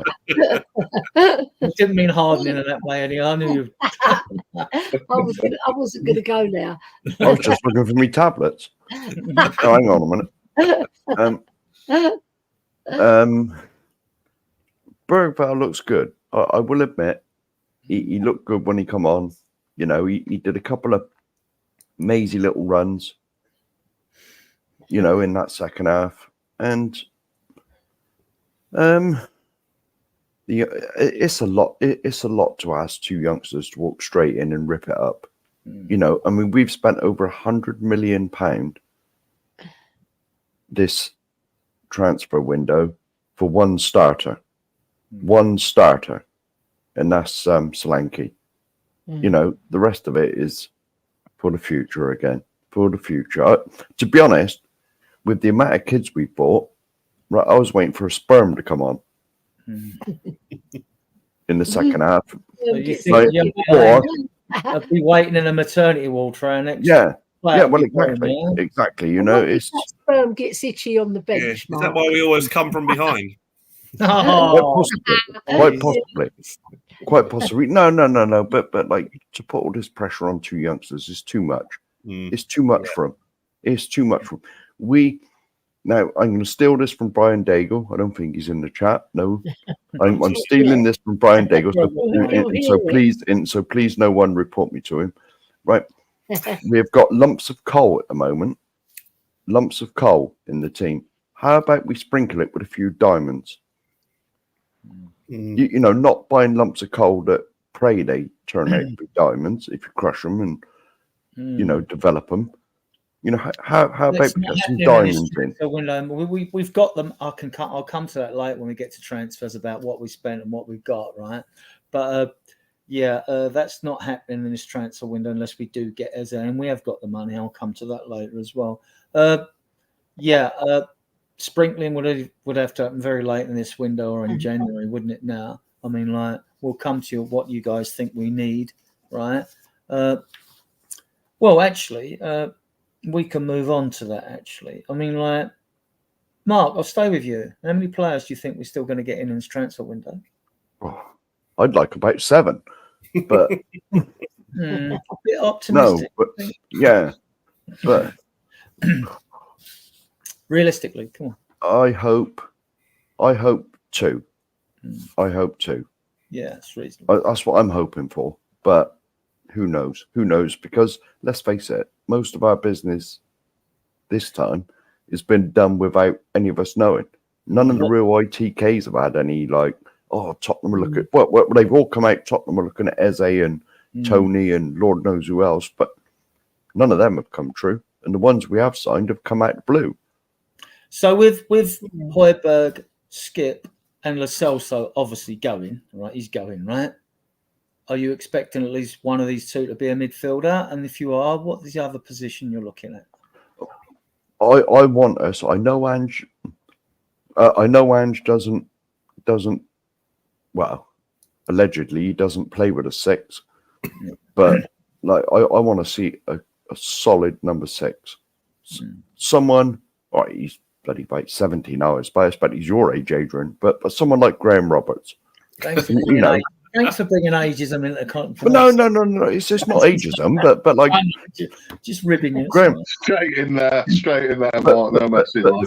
No. Well, ruthless. But someone in that mold, someone that's. We need someone who can put their foot on the ball and boss that midfield. Slow it down if needed, speed it up when necessary. We got nobody like that. And secondly, the other position. We've got Bergvall. He did that. He did all of that yesterday, Mark. Until when he came on. Yes. Brilliant. Bergvall. Bergvall. Yeah. The boy. Yes. But again, he's very young. He's very young. Yeah, again, he's very young. Well, exactly. Yeah, but Wayne Rooney's don't come about every year, do they? Wayne Rooney was an exceptional talent. He just sort of forced in at 16. I think Bergvall's an exceptional talent. I really rate him. I hope he does. I really hope he does. I really hope he does. But we need a boss in the midfield, a number 6, and after what I saw last night, we do. A winger of some description. We definitely need someone who can take that man on and cross the ball. If that's the way we're going to score all our goals. Yeah. We'll go on to. We'll discuss transfers at the end, right? We're going to Everton, Mark. I'll stay with you, right? So now we know that Bentancur's out, right? He's going to be out. He's got. Is that definitely out? Well, he's not concussed, but normally when they're not, they usually come back within a week at earliest, 7 days, as Jose said earlier. If it was concussion, it'd have to be a minimum of 9 days, but then you'd still have to be assessed by your medical team anyway during that 9 days in case it was longer, right? So Bentancur's not playing. Do you bring Basuma back, or do you play a Gray or a Bergvall? What do you do? Yeah, no, this is a tough one, isn't it? Because I believe Biss should be punished further, for doing what he did. But it might be a case of having to, unless you're going to bring a Gray in, who possibly is going to be our number 6. Because I don't see Bergvall as our number 6. I see him further forward. Yeah, 100%. But like, are you going to risk a Gray? But then again, Ange don't play with a 6, which, to be honest, the suicide football we play, we desperately need someone who's going to just sit in front of that back 4. So when the rest of the team are up the field in the opposition's penalty area, we got 3 at the back. But as you dug in, and even Sarr didn't have the greatest of games, right? Steady, but not. They weren't on point when we see them at their best, right? I mean, is there a case for Sarr and Bergvall starting? Colin, Everton, would you start Sarr or would you start Gray over because Bentancur is going to be missing, or would you play Gray because Sarr wasn't on point? Yeah, I mean, I think Gray needs to play. Over who? That's a great question. I mean, Sarr wasn't great, but I think Sarr is important. I think Sarr, when he's on his game, I think that he does a lot. I think that he covers for other people. I think that, he seems like he runs around a lot and doesn't do anything. But I do think that when he's on, he really does help kind of clean up. We don't have a 6, but I think that sometimes he's the closest we've got. He runs around and tries to do some of the dirty work to allow other players to be more creative and to do more on the offensive side of things. But yeah, we're definitely going to need him. I mean, without Bentancur, with perhaps, Basuma maybe suspended again, who knows? Yeah, I definitely would throw Gray in. I think Gray's looked good, looked the part. He's played obviously in the Championship, not in the Premier League, but still, yeah. I mean, I think that I'd play Gray. I'd play Gray, and in front of Bergvall personally, but that's just me. I wanted Gray for months and months before we signed him, so I'm ecstatic about the kid. But I didn't hear what you guys have said. What's the consensus between everybody else? We've only just started this conversation. I'm coming to AJ now. AJ, do you think we start Gray against Everton? I mean, we are at home as well. That can influence a manager if we're going to go more attack-minded or not. Not that you can go more attack-minded than Angeball anyway. I heard Biss mentioned. I don't want Biss back. I don't want him representing this club ever again. But we'll cover that, I think, if we discuss that matter a little bit later. Would I pick Gray? Benson Kerr's not going to be available. So would I pick Gray? I have to disagree with Carl a little bit. I don't think he's ready yet. I think of the two of them, if you're going to put either one of them in, Bergvall or Gray, I think Bergvall. I think he's just got so much more about him. He's got so much more composure at this particular moment, and he's proven in the games against Bayern. I think when he got on that pitch, when he was on that pitch, he was the best player on that pitch. He dictated the game every single time he got on. He dictated that half.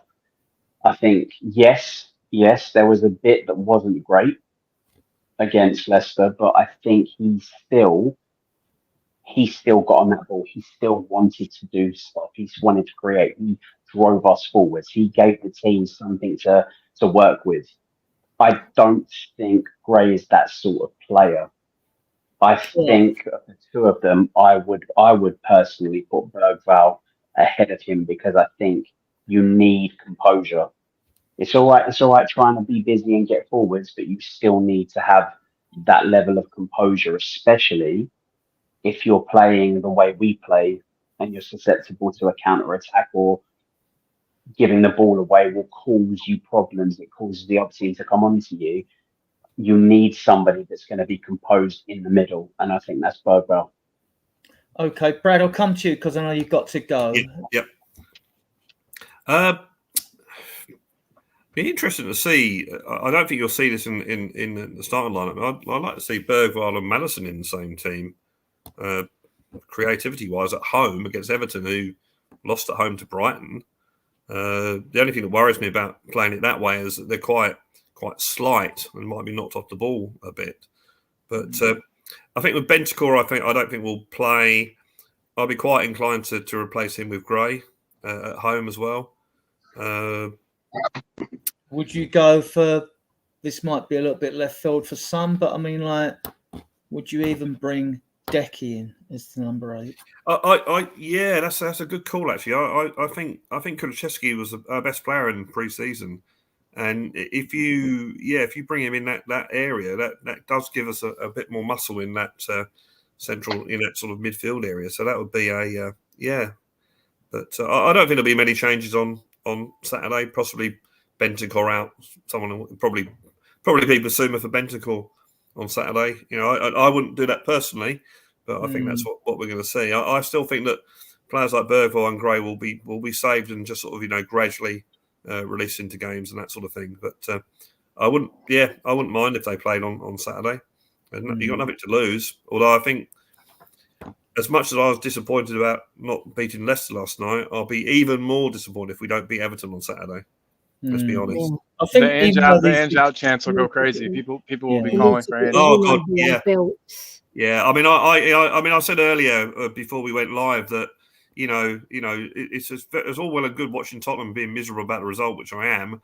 But it's even worse when you go onto social media and everyone else is being miserable. It's just like, well, it is the story of the Tottenham. Yeah, that's why I literally avoid social media after a game. So no, I'm not going to read that. It's going to make me feel even worse. But yeah, I think that sometimes can be. I mean, it's not easy to do, and we have to man up and do the podcast whether we win, lose, or draw. And it's not easy to do them straight after a game when you've lost or drawn. No.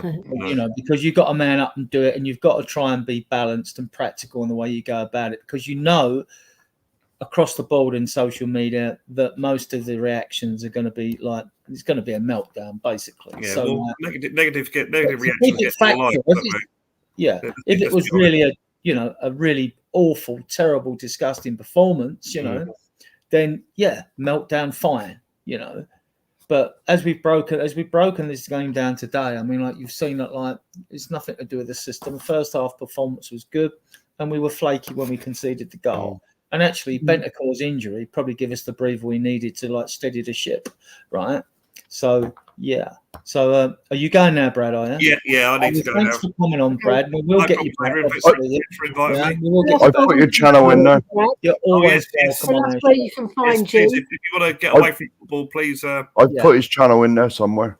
Blue Sofa Hey. Songs Put it in. somewhere. Yeah. Where is it? Let's get it up. And Let's get it up. there's a new song out this Friday, which Right, okay. hopefully anyway. I'm Is planning it on Spurs uploading. are going to Wembley, yeah? No, but I keep my music separate from football or sport. But I have always said that if we get to a final, I will do a Spurs song. So, Phil, would Big you up, start? big All up, right, Brad. thanks, Brad. Thanks a lot. Cheers. Thanks, See you, guys. Brad. Hey, I'll speak with you soon, Brad. Yeah, Blue you too, Sofa Colin. Songs. Have a great weekend, guys. A great week, Blue weekend. Sofa Great week. Songs. Great week. Great week. Come You on. too, Brad. You too, Yeah. mate. See you, brother. Phil, so would you bring Gray in or would you bring Decky into the team? Or we're playing Everton. We are at home. We should go for it. Now it's a must-needed 3 points. Yeah, not hard. As if they all aren't. As if they all aren't. But I mean, I actually think it's not what I would do, but I actually think Ange is going to bring Basuma back into the starting 11. I think he's going to be thinking that this is the type of game to get Basuma sort of on the fan side, at home, against an Everton side who really we should be beating, like a Leicester. We said that especially last night, man. I know. Well, at home, definitely we should be taking care of Everton.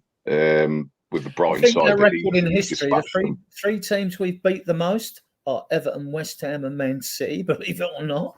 Yeah. I think I would be inclined. To be fair, I mean, Kulu and Bergvall, a bit of Swedish masterclass. Composure. Bit of Swedish composure, yeah, and in chemistry in that midfield. It could work, to be honest. But I think Maddison has to play. Maddison has to be in that 10. Bergvall, for me, I would play 100%. And it's a toss-up between Gray and Kulu for me. But I do think he's going to play Basuma with Bergvall or Sarr. I don't think Sarr deserves a starting spot in this game. I think with that performance, I don't think he deserves to start. So I would, I would put him on the bench, to be honest with you. Ellie, I'll come to you because I noticed in the pre-season games that he started. At least two of the games I see, he started with Basuma, Sarr, and Maddison. Adrian, can I very quickly say something? I've just seen a comment. What's his name? Dockster in the house. Yeah. Listen, like, if it's okay to disagree with somebody, it's fine. If you disagree with what they're thinking, if you think they're talking rubbish, that's fine. Don't make things personal. Don't attack somebody. There's no need for it. So keep it just about football. Big up, AJ.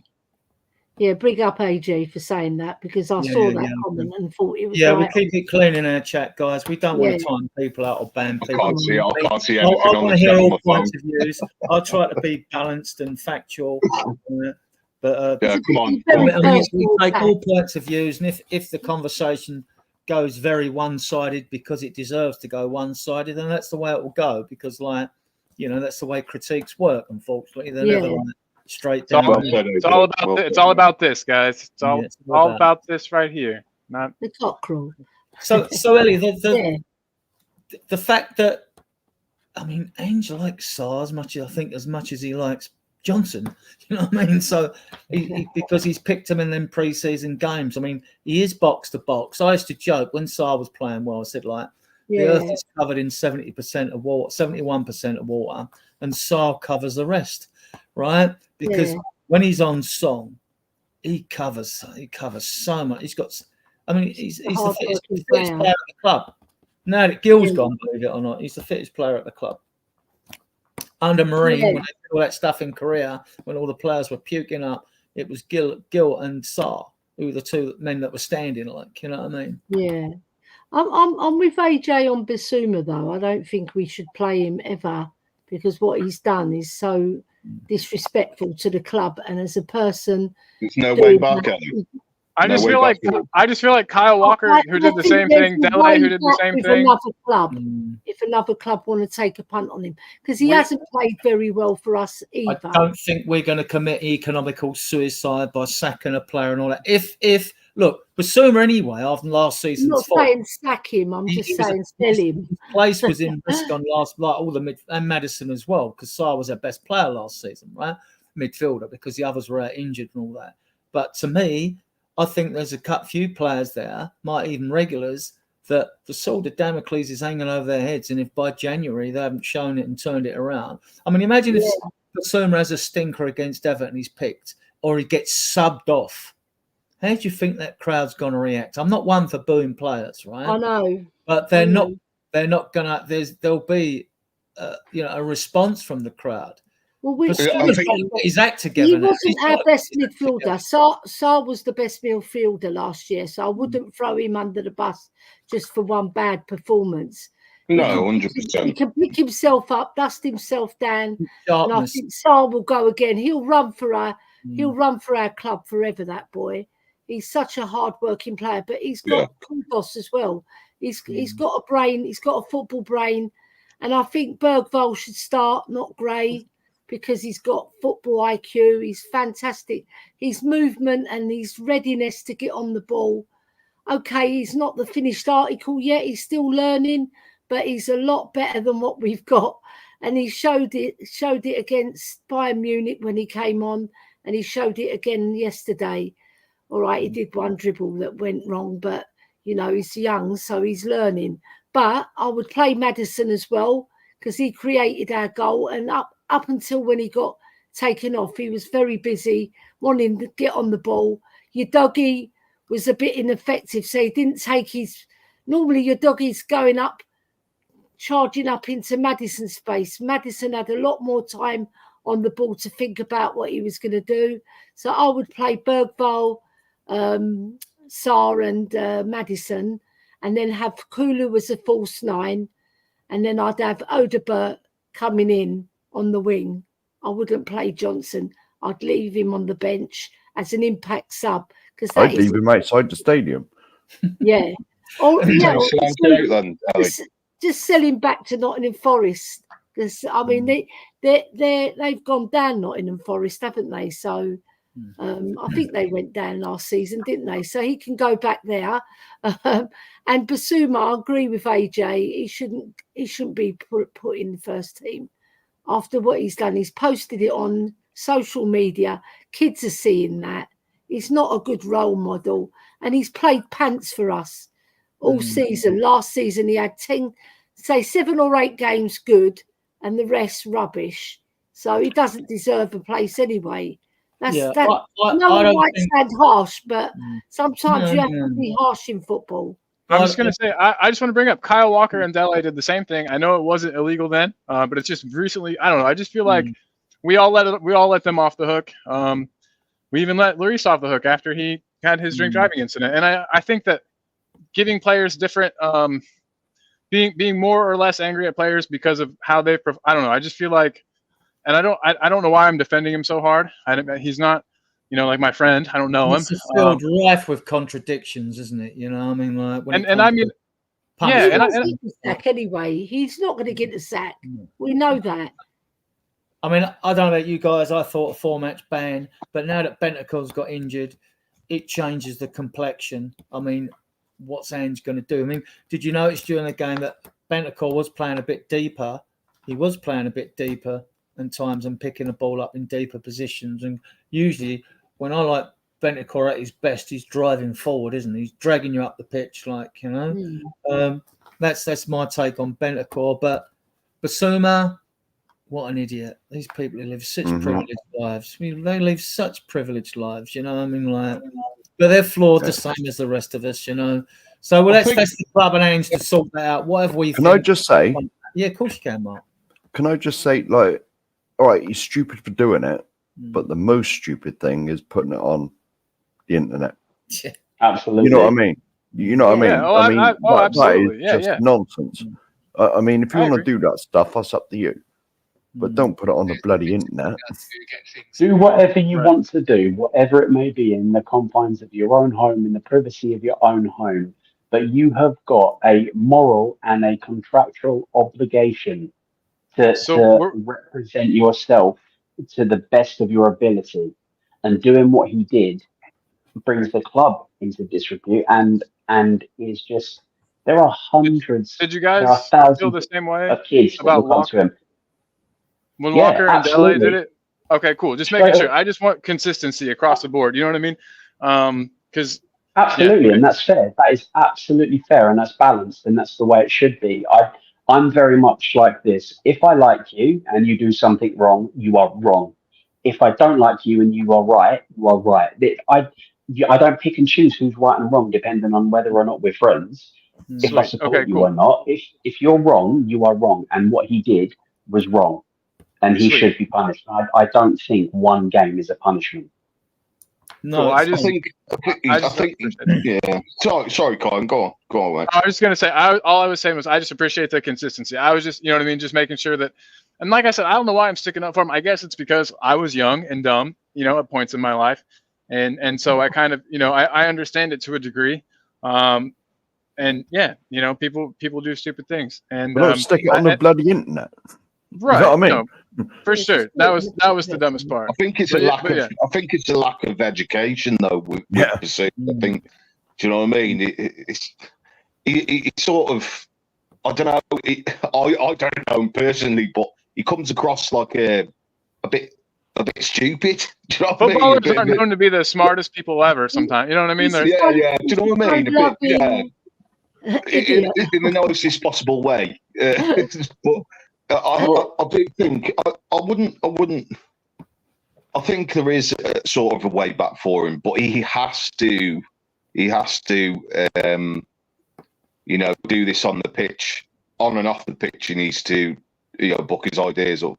He needs to get the respect back from the club, the manager, the players, and also the fans. And the only way really he can do that is, you know, on the pitch. To be honest, I have a question. I have a question. You know, if he puts in a good performance against Everton, like we all know he can do, because he has done it in the first 10 games last season, and he has got the ability. It's just his mindset. That's all it is. That's all that needs to be triggered. I have a question. What's up, Mark? Yeah. Right. I have a question. Now, will it get done by the legal system in this country? Because it is technically illegal. Slap on the wrist, I'm sure.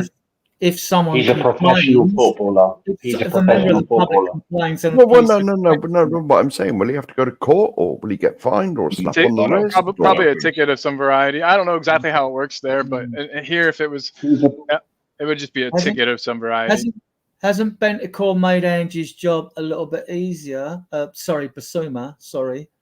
Because don't forget, we've still got Odegaard to bring in the scene back into the side, and you've got Odegaard to bring in, and who am I missing that wasn't in the 9?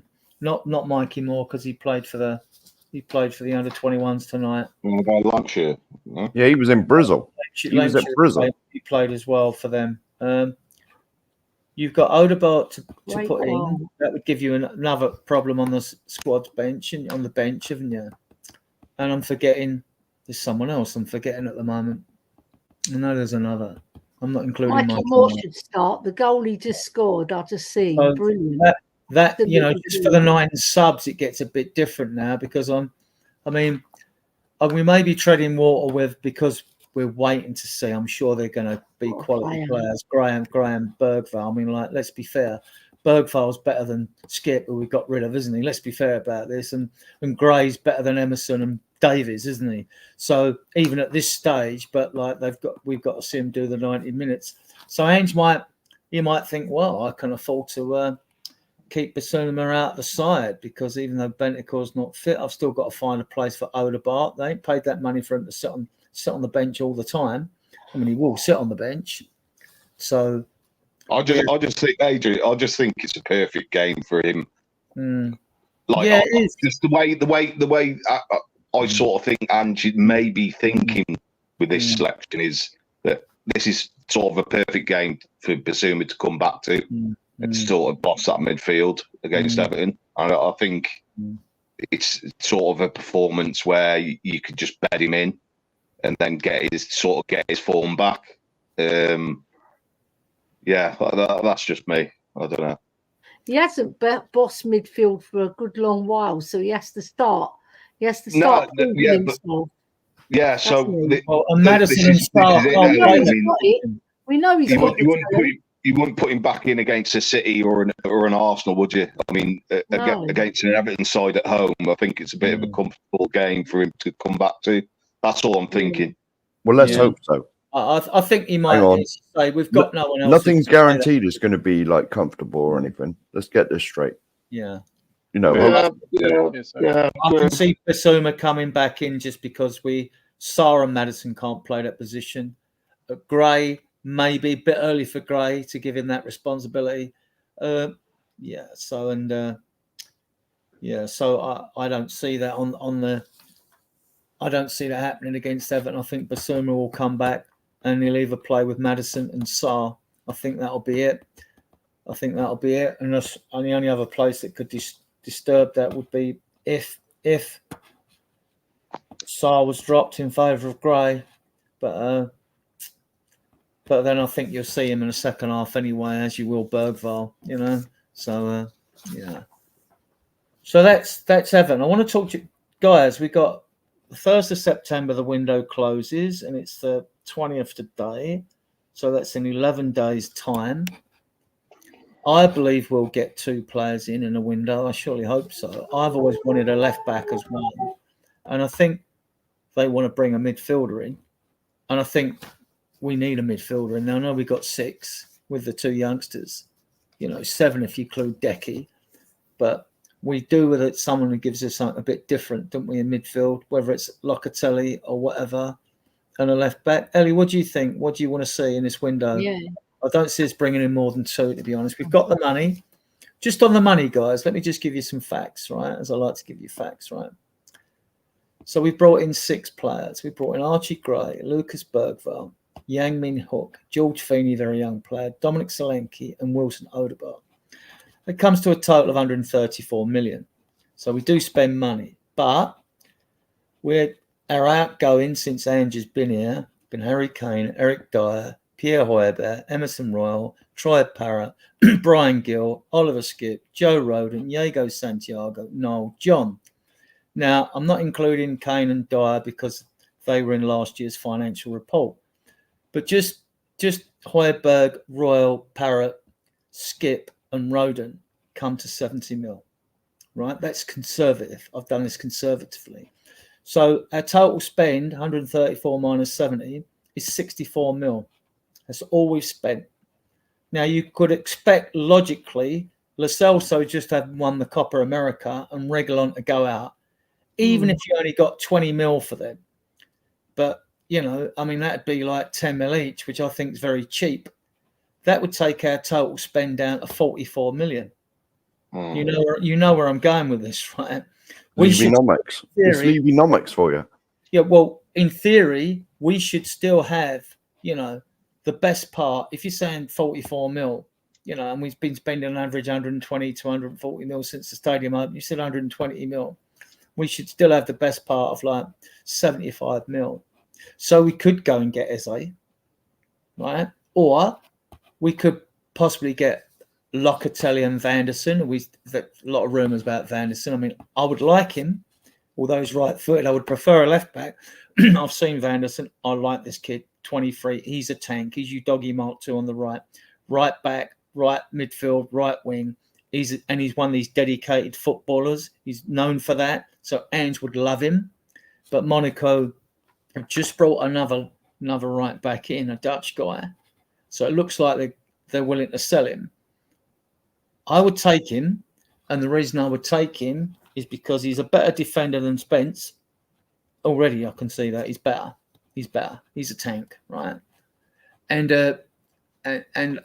so if we did bring him in, what would that be? What would that be telling us? What's the insight of Ange's thinking? Would he then be thinking, well, all right, Spencer's done all right. I'll keep Spence and Vanderson as my inverted fullbacks, and perhaps move Porro into midfield.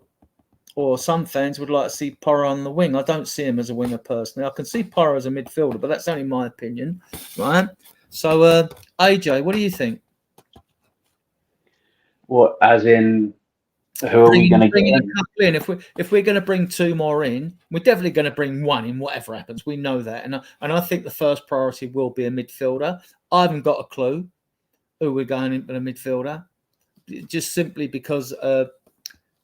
When Ange wanted a box-to-box like Conor Gallagher, who's finally got his move to Atletico Madrid, I'm just not sure what Ange wants in midfield.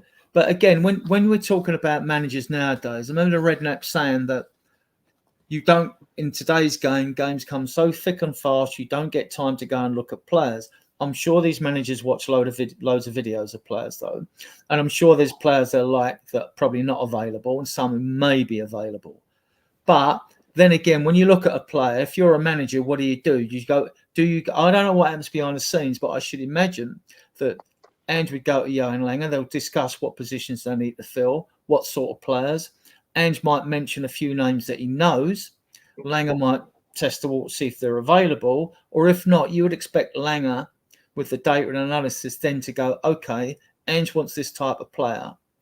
Let's go to the data analysis companies, because they've got them down and have got it, which shortcuts your methods, your process of getting a player in. You go to like the BAA base agency or whatever and say, like, we're looking for a left back. Can you give us a list of left backs that are good at this, that, and the other? And then go back to Ange, and then he'll have a look at them and Langer at them. I assume it's like a round robin sort of process like that, because managers haven't got time to go and study players and do the data analytics and all that. Like, you've got 3 days between every game virtually in the Premier League. It's just not there. So I'm assuming that's some sort of process like that. I'd love to know what the process really is, right? But yeah. If they do this process, can they just push the algorithm up a little bit for the age? Instead of starting it at 14, whatever they do, can they push it up to minimum appearances in the Premier League or something, or proven? I think we get in one player. The way we've done our business, what we want, we're not going to get. We desperately need, I think we need wingers, right? And this Odebert, I know nothing about him.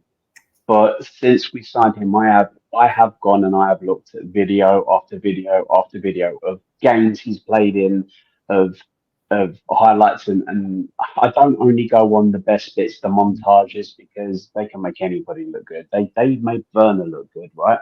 So I don't do that. I try to get as well-rounded an opinion of view as I can of any one particular player. He is very good. Okay, he's still very young, but he offers us something that none of the other wingers do. He will go on the left, he'll go on the right. He can play anywhere across the front, and he's lightning quick. So I think he's a great signing for us. Are we going to get another winger? No. Are we going to get another right back? We don't need another right back. We've got one and we've got cover. Do we need a right back? No. What we need is a defensive midfielder. We've been linked with 2, Gomez and Locatelli. And of the 2 of them, he's more money, but Gomez is the safer bet because he's played in the Premier League and his stats are actually better for that position. His interceptions, his tackling are higher than Locatelli's. quite significantly higher. And we can add to that because I know we've been linked with Edison and Fratesi before. One's at Juventus, one's at Atalanta, but we know that Johan Langer, because he came with Millie Jedinek and Frederick Leff from who's head of strategy at our club now. Those three come from Villa. We know how much they love Jacob Ramsey as well. So, but and they're talking 50 mil for him because there was rumour Lo Celso would go the other way and whatever. So that's another one to throw into the hat. Eze definitely isn't getting done. That's my opinion. I called it when at the very beginning of the transfer window, all the rumours, and it seemed like we made it obvious to everyone. This is our guy. This is the guy we want. We didn't sign him when he was 60 million. That clause has lapsed now. We didn't sign him when he was 60 million because they wanted 50 million up front. I cannot allow myself to believe that we've let that pass and he's now going to go back to them and pay whatever the hell they want. I just don't see it. Also, what I didn't mention when I was giving you the maths, I didn't mention because I don't know the figure, the amount of money we've saved on wages, which must be a considerable amount. We've got rid of something like, since Ange come in, something like 15 players or something. So, a couple more to go and we're sort of done, apart from the players the fans don't like, and that's like 50-50 on every player in the squad probably, like, so which is the norm. Oh, it is, it's normal, isn't it? So you just get on with it, like, one win and the mood changes, doesn't it? We've got a bipolar fan base, right? So Phil, 2 players in or 1, do you reckon? I'd like 2 in. Positions? I do agree with AJ that I think we will get the 1, but the positions that I would like them to fill is left-sided centre back or left back to cover, and not just, do you know what I mean? To be good cover. Do you know what I mean? Who could be in the first 11? Do you know what I mean? To challenge for that spot. And I would go for Locatelli over Joe Gomez, to be honest with you. I think we need a bit of Italian bite in that midfield. I think Locatelli is the type of leader in midfield that we are missing. And I think he could do a really, really good job for us. I think that would be our business. I think it would be an okay window, to be honest with you. Provided we do the due diligence, and the reason Thiago's left him out the Juventus side is because there's no hidden baggage there or something or other, like, you know what I mean? Like, well, that goes for all players we bring in there anyway. Yeah, I mean, I watched quite a bit of the Serie A, and he's quite consistent as well. He plays a lot of games every season, and he was a consistent figure in Juventus's starting lineup. And he was quite a consistent player performance-wise as well. I just don't. I mean, with a new manager, some players aren't suited to this system. I think that's probably the case with Locatelli. He's just not fancied with Motta. So I would go with Locatelli. He brings something different, a bit of leadership to the team, and that is exactly what we are lacking. Yeah, and Ryan G's in here, and Gomez, I think he's only had his first breakout season at Wolves because they bought him from Brazil itself, didn't they? Like, they got him from there, I'm sure they did. I don't know what they paid for him, maybe 20-25 mil or something, maybe less, I don't know, I can't remember. Ryan G, how much did Wolves pay for Gomez, if you're listening? 15 million, I think it was. Is it? Yeah, and they'd want 50 for him now, I would have thought.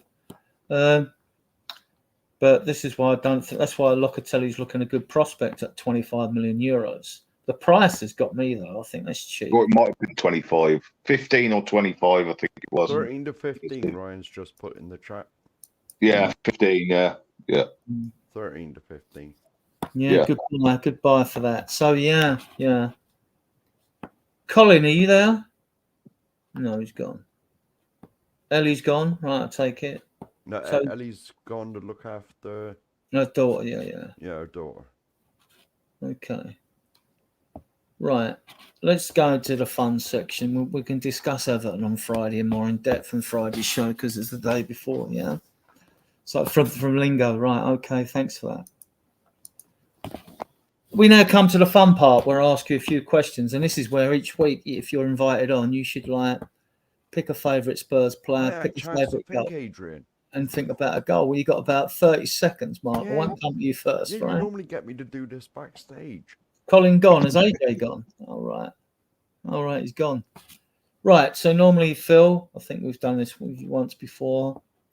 I think we asked you how you became a Spurs fan. So name a favourite Spurs player, any player throughout history, it doesn't matter. I'm gonna have to say Luka Modric. Fine, good choice. Yeah, he's just everything in a midfielder that you want. Choose a particular Spurs victory.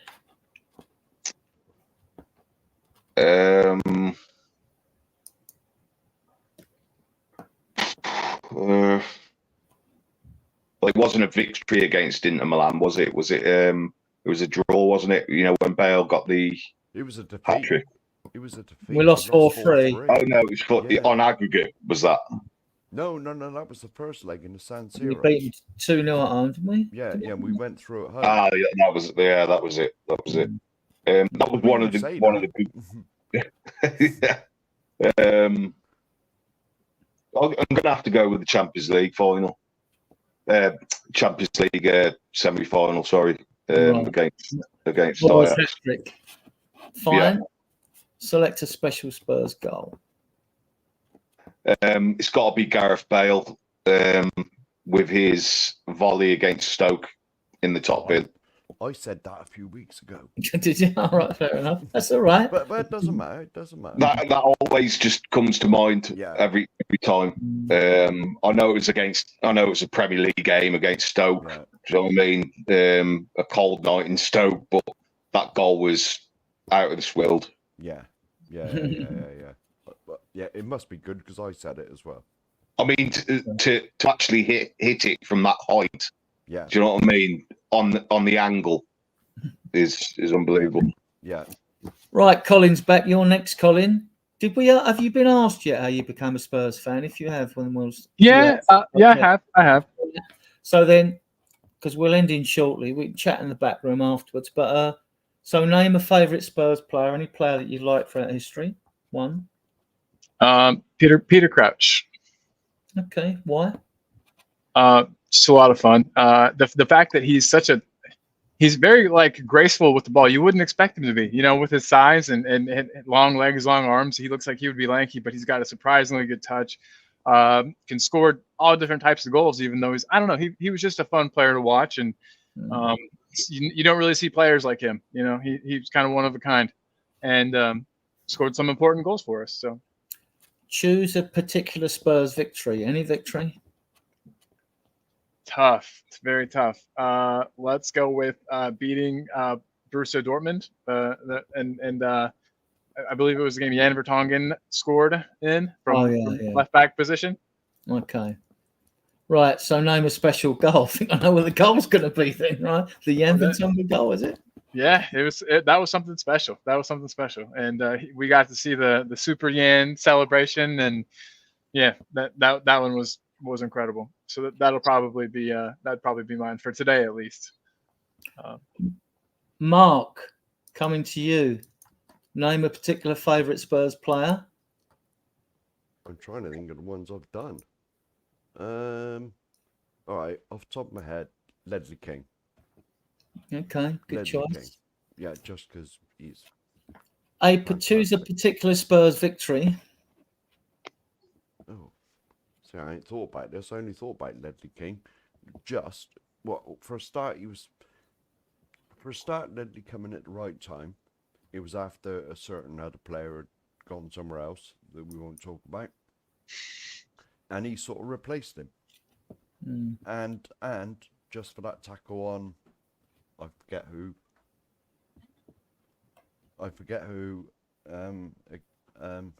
it was against Chelsea. That tackle when he ran back and appeared out of nowhere. Ooh, Iron Robin. Iron Robin was the guy that was about to score. Yeah. Yes. Yes, and he just appeared from nowhere, just for that. But Ledley was a legend anyway. Yeah. Right, a special goal. Oh my goodness.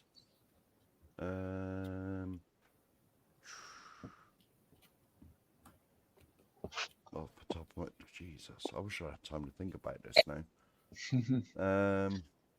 All right. I'm sure I've already said this, but I'll say it again. Gaza in the 91 semi-final. The free kick, yeah? And the three... Yeah. Right, what's it? Name a five. Adrian, just got to mention a couple of goals as well. You can save them for the next show. Oh, go on then. Right? Otherwise, you'll give Mark ideas. I don't want to. I want him to work for his mudship. You know what I mean? Yeah. Right.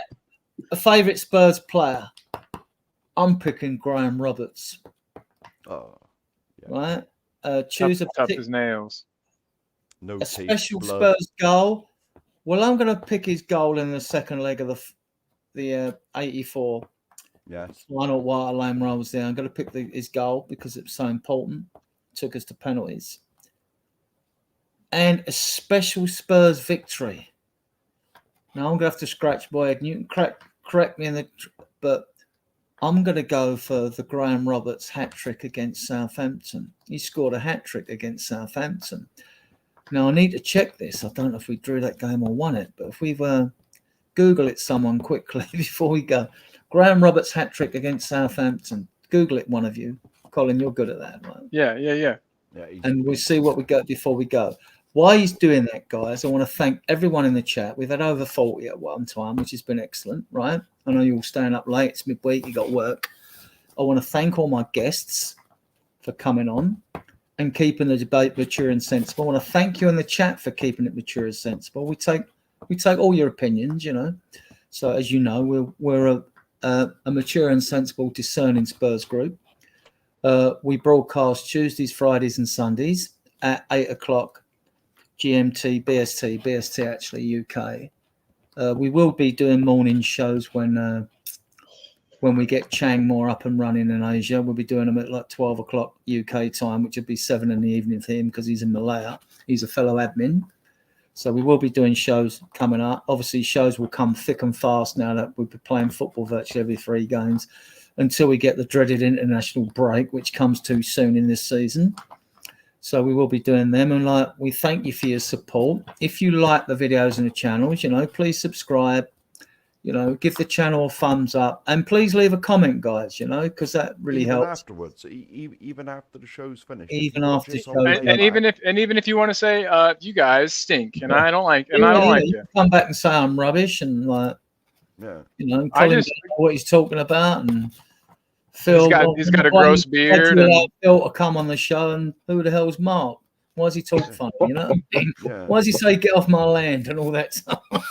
guys, I just watched the Graham Roberts hat trick. Oh my God, it was a perfect hat trick. Right foot, left foot, header. That was great. What was the final score? It was Spurs 3, Southampton 2. So he single-handedly won the match for us. Okay. Oh, days. Is this before or after he had his teeth kicked out? Good question. I don't know. 1981, 1982 season. So that was before then, I think. Right, guys. I want to thank you all. I haven't mentioned all in name, but you know you are, right? And I'm going to play us out. I'll see you in the back room. I'm going to play us out. Oh, hey, can I say too? Sorry to cut you off. Jose is going to have his the results from the predictions at 10:30. If anybody wants to head over there. Jose's. Get over to Eltel Cockerel. You'll have 20 minutes after this tune played. Go on. Can I just answer Ryan before you close out? Is Mark from my neck of the woods? His accent. There we go. No. You missed it now. His accent. I'm from Somerset. And get off my land. Where the cider apples grow. Yes. Right, guys. I want to thank you all. Thank you all in the chat for your contributions. Without you, we are nothing. I'm going to play you out with the Spurs fans going ape after we beat Liverpool 2-1 at home. And I'll see you guys in the back room.